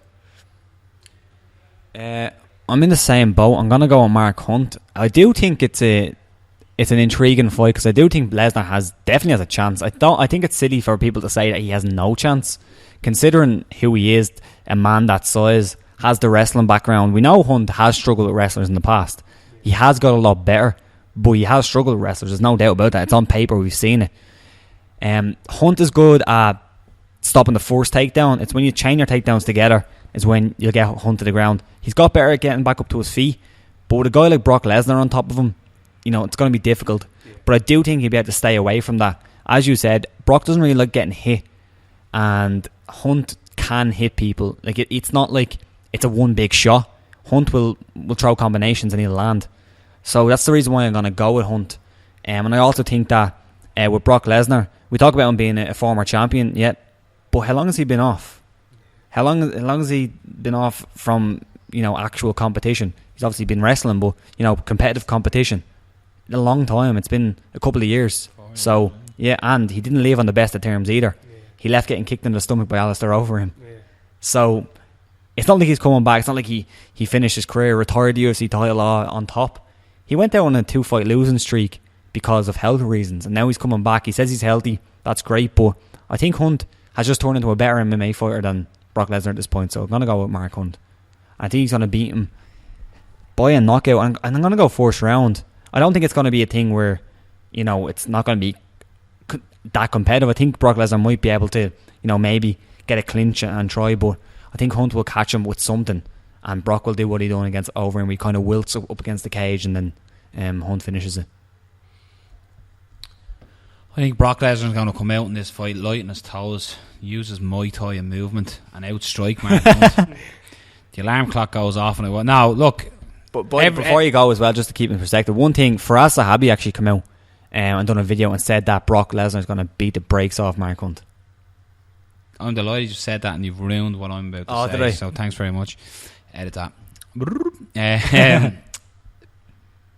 Everybody knows what Mark Hunt's going to do here. Yeah. The thought process of land them shots, combinations. I know it, you know it, and you know it. Brock fucking Lesnar knows it. Yeah. So he's not going to come out and fucking try and strike with Mark Hunt. Mark Hunt wrestling defense has become leaps and bounds. Brock Lesnar coming at you with a double leg takedown is like the fucking dart that's a train here in Ireland coming at you. So Brock Lesnar, if he steamrolls a takedown, he's getting Mark Hunt to the ground. Now I've went back and forth about this fight in my head, and every time I've gone Mark Hunt. Every time. Today, when it counts, Brock Lesnar's going to win this fight. Brock Lesnar is going to get the takedown. He's going to get it up against the cage. He'll pick Hunt up the way he did. Remember when he got what's his name has left me? Heath Herring. And he just spun around him and kept moving like that. He's going to do that, and Hunt's not going to know. Brock Lesnar mightn't be the biggest hitter in the world when you're standing on the feet, his technique and stuff. When he has you on the ground, he's going to hit you, and that's going to fucking hurt. Still hits hard on the I think he's going to be... Now, if Brock comes out and stands off, he's fucked. Remember the takedown where he just ran at Herring? Like, that's... Brock smash! Yeah. So, I honestly think, Mark Hunt could catch him with a big shot. Yeah. I just think people are completely writing Brock Lesnar off for... the reason of it's short notice. He's coming in. I genuinely, as much as they're saying it's short notice, I guarantee you Brock Lesnar knew about this a while ago, and he's been training a while. He ain't taking this fight on fucking 6 weeks or whatever. No way of it. He's going to come in. He's going to have to be quick. And now, as much as I'm picking Brock Lesnar here, this isn't a... What are you talking about? Hunt sparked him like in the first round, you idiot. Because I just think Lesnar is going to be fast. He's going to be furious. He's going to change levels. And like he has the strength to lift Mark Hunt up and put... Brock Lesnar is a freak. Yeah, he's a freak. He's a freak of nature. Yeah, he's a huge athlete. And he's not just a big man. He's a big man that can move crazy fast in that takedown. Like, his stand-up's not going to be A1. It's not going to be like... you got to remember as well, this diverticulitis that he's coming back from, that's all cleared. That's all gone. So you're talking about a healthy, different man. I just think Brock Lesnar ain't going to come back and sign a fight with Mark Hunt if he doesn't think... Like, no matter what the money... Brock Lesnar doesn't need money. He's absolutely minted. So he's seen this as a winnable fight. So I'm seeing this as a winnable fight. When I first seen this fight, I said, what is he doing? He's going to get pummeled. But Mark Hunt's game plan is one game plan. Knock him out. Brock Lesnar's is one game plan. Don't want to stand with him. Take him down. Frank Mir, when he fought Mark Hunt, tried to stand with Mark Hunt. If Frank Mir adopted, get him to the ground and take him down. But Brock Lesnar is just a different machine and takedown. And I think people are ruling that out. You got to look at it like he was a 2-time Division 1 national champion.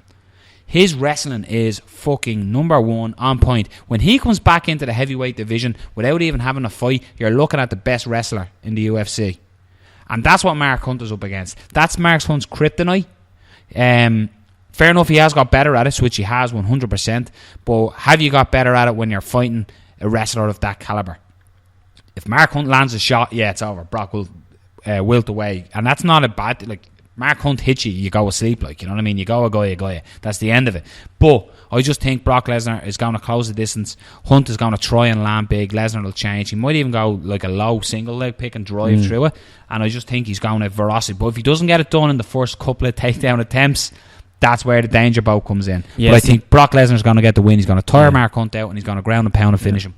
Yeah, I wouldn't disagree with that. Like, I wouldn't say that can't happen. My thing is, I don't think he's going to be that sharp that he's going to be able to get in there, get the takedown really quickly. I think Mark Hunt will have that opportunity at the start of the round to land something. We're saying, Brock Lesnar without diver, take a little out his fucking short hair syndrome. He doesn't have that. He's a better fighter. It's also 4 years later in age. Well, Mark Hunt isn't, you know what I mean, celebrating his 20th anymore. I understand, but Mark Hunt's been more active. And I also think Lesnar, while he's athletic and he's a freak, if you look at that takedown against Heath Herring was rocked. I know that, but you have to look at the way he takes them down. Like, you look at the way he manhandles some people. Yeah, it took a spinning back kick from JDS to finish Mark Hunt. Brock Lesnar's not going to throw a spinning back kick. I think as well, you take into account Hunt, his height, such a low centre of gravity. It's going to be difficult. Like, that's why he's so difficult to take down as well. He's going to be difficult to shoot. That sounds weird, but he's heavy heeled, if you know what I mean. I know what you mean. But what I'm saying, I believe in fairy tales. The UFC are writing a fairy tale. You just said last week. I know. But yeah, like, the thing is with that takedown on Heath Herring, Heath was hurt. Yeah. Wasn't disguised very well. If Lesnar tries to do a running double leg against Mark Hunt, all Mark Hunt has to do is bring a knee up, because you're seeing that from across. I'm not saying he's going to like fucking John McCarthy's going to go, let's get it on, and Brock's is going to fucking run across. Like, you know what I mean? He's going to come in. He's going to do the Brock, hey, I'm going to stand with you. That's a good impression. Yeah, he's going to do the, hey, I'm going to stand with you movement, and then he's just he'll try and move and get out of the way, and I think he will let Brock will probably try and counter Hunt rather than because. Where Hunt is usually successful with his shots is when someone overextends and he counters. Now, don't get me wrong, like, Mark Hunt, this could end in the first 30 seconds. Like, this is it. But I'm just looking at it as I just think Brock is going to do that. He's going to let Hunt throw, and when he throws, he's going to change level, and he's just going to drive through him, because that's what he does. It's almost like Koscheck used to do that with his takedowns. He might start to take down over one side of the cage, but you'll end up over the other by he gets you down. He just has that drive in him. And Brock that's Lesnar where you do get Hunt. Yeah. So that's where it's going to be different with Hunt, with the caliber of lads he's fought. They might try and take him down and go, fucking Jesus, because Hunt is a heavy fucker. Like, let's be honest. Like, Lesnar doesn't try to take it down, tries to go through you. Exactly. He tries to spear you, basically, and he will. And that's where I see Lesnar winning. And sure, fuck it, you're all picking Mark Hunt. And for some reason, I just think Brock Lesnar. I listened for a Haas. I did listen to Zabi, listen to that.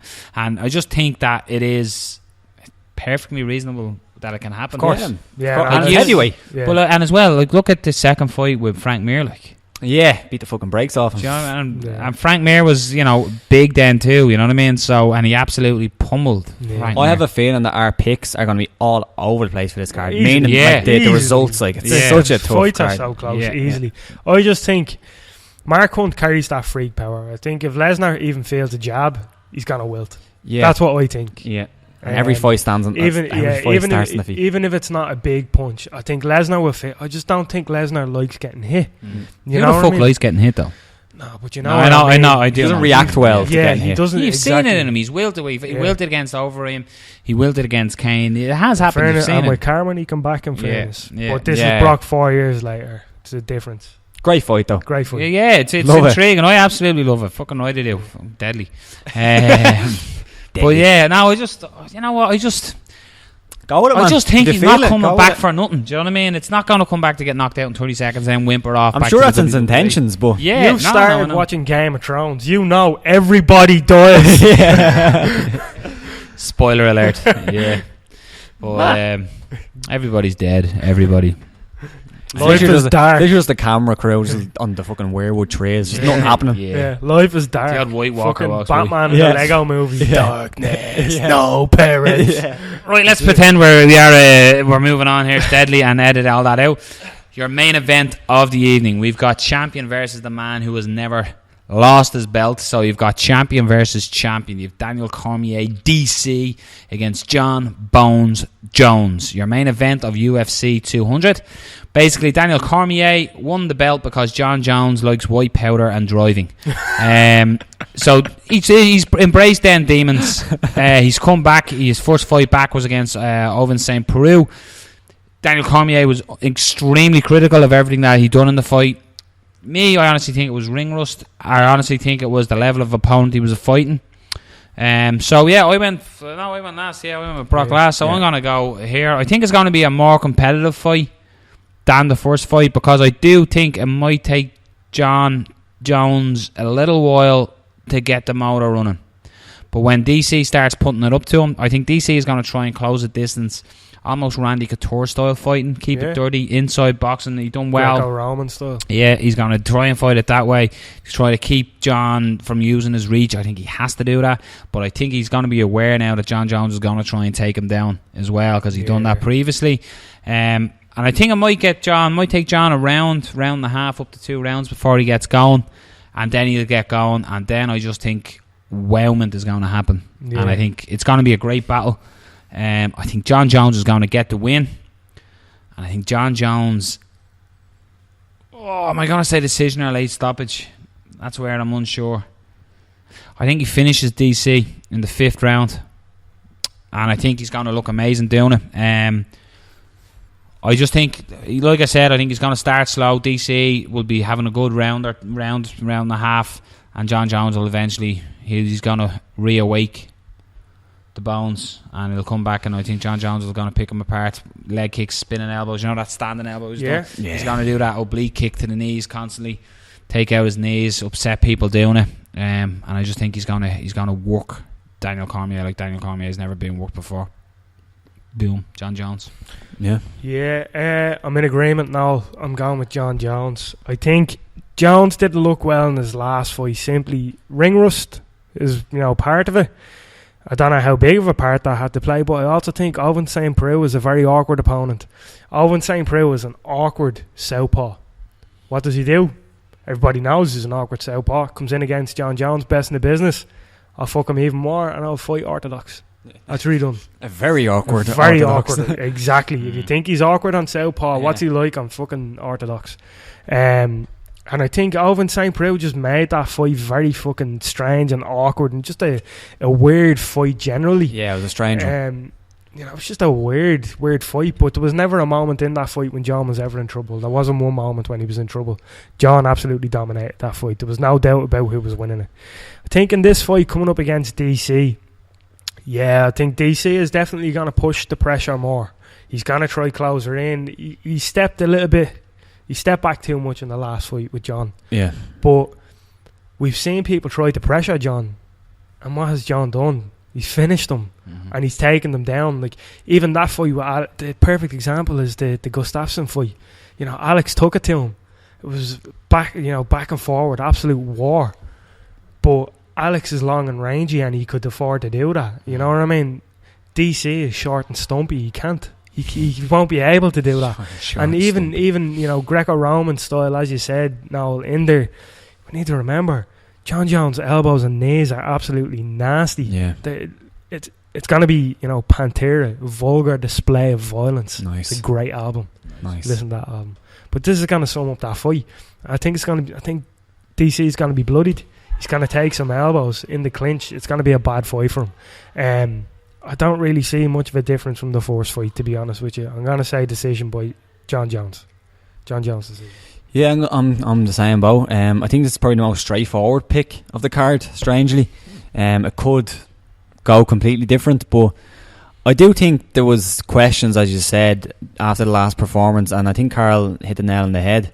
I think with John Jones, he prides himself on preparing. He really does. He talks about that where he sits down, he watches tape, he comes up with a game plan with Greg Jackson in his corner. Some of the best game plans in MMA. best coach for game plans.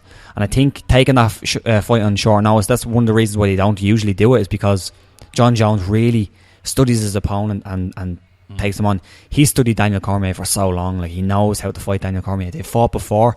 He's beat Daniel Cormier. He out-wrestled Daniel Cormier in that first fight. I think it was closer than people remember. And people think that he blew him out, but he didn't. It was a closer fight. Daniel Cormier probably took a round or two there. But I do think John Jones is the better fighter. I think that was a bit of an anomaly, his last fight. I don't think he's going to show up like that again. He stopped powerlifting. I don't know if that actually affected it. Some people were talking about John Jones. He started powerlifting. He looked his cardio didn't look good and stuff like that. But I think that's going to be past. He stopped doing that. I think he's going to look good. I think he's going to look quick. I think he's just going to have Daniel Cormier's number. I think his style as well, as Carl said, Daniel doesn't really have that range. I think the rangy fighters do trouble John. But I think that Daniel Cormier, the way he really likes getting in the clinch. John Jones is good in the clinch. He's not bad in the clinch, and at range he's just way too good. He throws them kicks to the knee and stuff. This is my thing as well about, I was talking about it earlier when we were talking about the game changers, is I think John Jones, you see, when Daniel Cormier is fighting anyone, they always worry about the takedown with Daniel Cormier. Yeah. But what John Jones does is he fucks with your brain. He says, no, I'm going to fucking take you down. Yeah. So that'll be in DC's head as well, and I just think that Jones is just going to... I just think he's an angry young man now with Daniel Cormier. There's been a lot of shit talk, as you said. He prides himself in studying, and I don't know, a lot of words have been said since their first match, and even DC when he was in the cage going John Jones and all that, so it's I just think it's got to be a bad night for DC, and I just think John Jones, and if Jones is focused as he said, like Jones wasn't focused against Gustafsson. We've heard the stories of what he's been doing before the Gustafsson fight. If he's as focused as he says, imagine what he's going to look like. But again, we have to look at that last fight and be critical and say he didn't look great. So if that John Jones turns up, which I really don't think it will, Cormier does have a shot, but I don't think he will. And I think Jones will show. Now John Jones, I wouldn't be half surprised if he purposely had a bad performance. Just to prove a point. DC. Yeah. So I had a bad performance and I beat you. Decision, is it? I'm gonna go. For sure. Right, so just there, we didn't say that the odds. Brock Lesnar was 5-4 with PaddyPower.com, and Mark Hunt is 8-13 with Paddy Power. And then your main event sees DC, the champion technically, is 9-4, while John Jones is 1-3. So, gentlemen, I've put it. You have your odds tallied in. Stick a tenner accumulator on and see what your returns are. Tenner. Yeah, so stick a tenner in, and what's to tell you your potential returns? So for a €10 stake on my odds, potential return is €1,173.73. Nice. Do you want to write that down so we can stick the odds? And if you want to go with Carl's picks, this is the odds. Rob, what's your odds? Mine would be for a tenner stake 1,222.24. You get that? Carl's writing them down. Meister Meister, Grand Meister. I'll get them after. Score master. Just hold on to them. Yeah, so I'd imagine it's because I'm picking Brock Lesnar and I'm going different. My tenner stake will get me back 1,702. Very nice. 40. So stick it on and we'll all go out on the lash on Sunday. So it's an extremely great. It's a fucking sick card, isn't it? It's a lot of fights we broke down there and we spoke of, but I just don't think it'd be wrong to bump them. So we always do our under the radar fight. Now we've already broke it down, all right. So a lot of the fights are obviously getting huge courage. Now, I gave my game plan away when I said what I think fight of the night was going to be. I thought it was going to be Jose Aldo, okay, against Edgar. So what's your potential fight of the night out of all that card? What's your fight of the night? My fight of the night... Bear in mind, Carl always loves going with the women for under the radar. Yeah. So what's he going to go with fight of the night? I think I'm going to do it again. I think I'm actually going to go with Zingano versus Pena. Nice. That could be an absolute barn burner of a fight. That could be a really good fight, especially if Zingano comes out and does what Zingano always does, gets caught and comes back. You know what I mean? It's just a fun fight. As I've said, the women always fight like they have a point to prove. Obviously, they have nothing to prove, but it's fucking amazing to watch. Yeah, what's your? It's probably like if you're gonna have odds on what's the fight of the night, this is gonna be right up there. Joe Lozon and Diego Sanchez could turn out one of either way. Diego could turn up and use his wrestling, but if it goes the way a lot of us think it could go, that could be an amazing fight. So I'll go with that one. And I'm gonna go with your performance of the night bonuses that they used to do as a fighter of the night. I'm gonna go with Brock Lesnar because I think Brock Lesnar's gonna get it done. He's gonna get the bonus as well. So yeah, that's who I'm going. Who's your man of the night or woman of the night? Possible fighter of the night. It's just a funny little shout out, so don't ruin my idea. I'm gonna say Miesha Tate. Miesha Tate. I think Miesha Tate is just gonna show why she's such a big favourite in this fight. Really trying to promote women's MMA, isn't he? I reckon you were starting a promotion now. You're starting a promotion. Instead of mix. Yeah, you were saying mixed about martial arts. You'll have to call it Mary's martial arts. MMA cunts. That's a beep. So who's your fighter of the night there? Giving me more editing, Poxy. I'm gonna go with John Jones because usually if they're gonna give like a fighter of the night, it's usually high up the card. Yeah, so I'll go strategically. Very true. So agree with us or disagree with us, we'll all find out. It's going to be a night of excitement. There's like it's sometimes when you're watching a card, we was touching this earlier on, when you're watching a card you might go, I don't know those guys, well you sort of stick it on the background while you're talking to the missus, do you know what I mean? And it's on when something happens. But this one, now send her to bed early, get the kids on Calpol, get them asleep, I'm telling people to drug their kids. Get everybody in bed asleep, lock the sitting room door, the night is yours, sit up and enjoy it. This promises to be phenomenal. I've always wondered why Liam has been so calm. Yeah, it's the Calpol. And they try to give you the drowsy when you look at them and go, give me the fucking drowsy one. Yeah, so no, it's a cracking card. So agree with us, disagree with us. Again, Mr. Plugs, hit us up on our social medias of obviously Fight Talk on all of them, basically Facebook, Instagram, YouTube. We're all under obviously Fight Talk, and on Twitter we're at @talk_fight.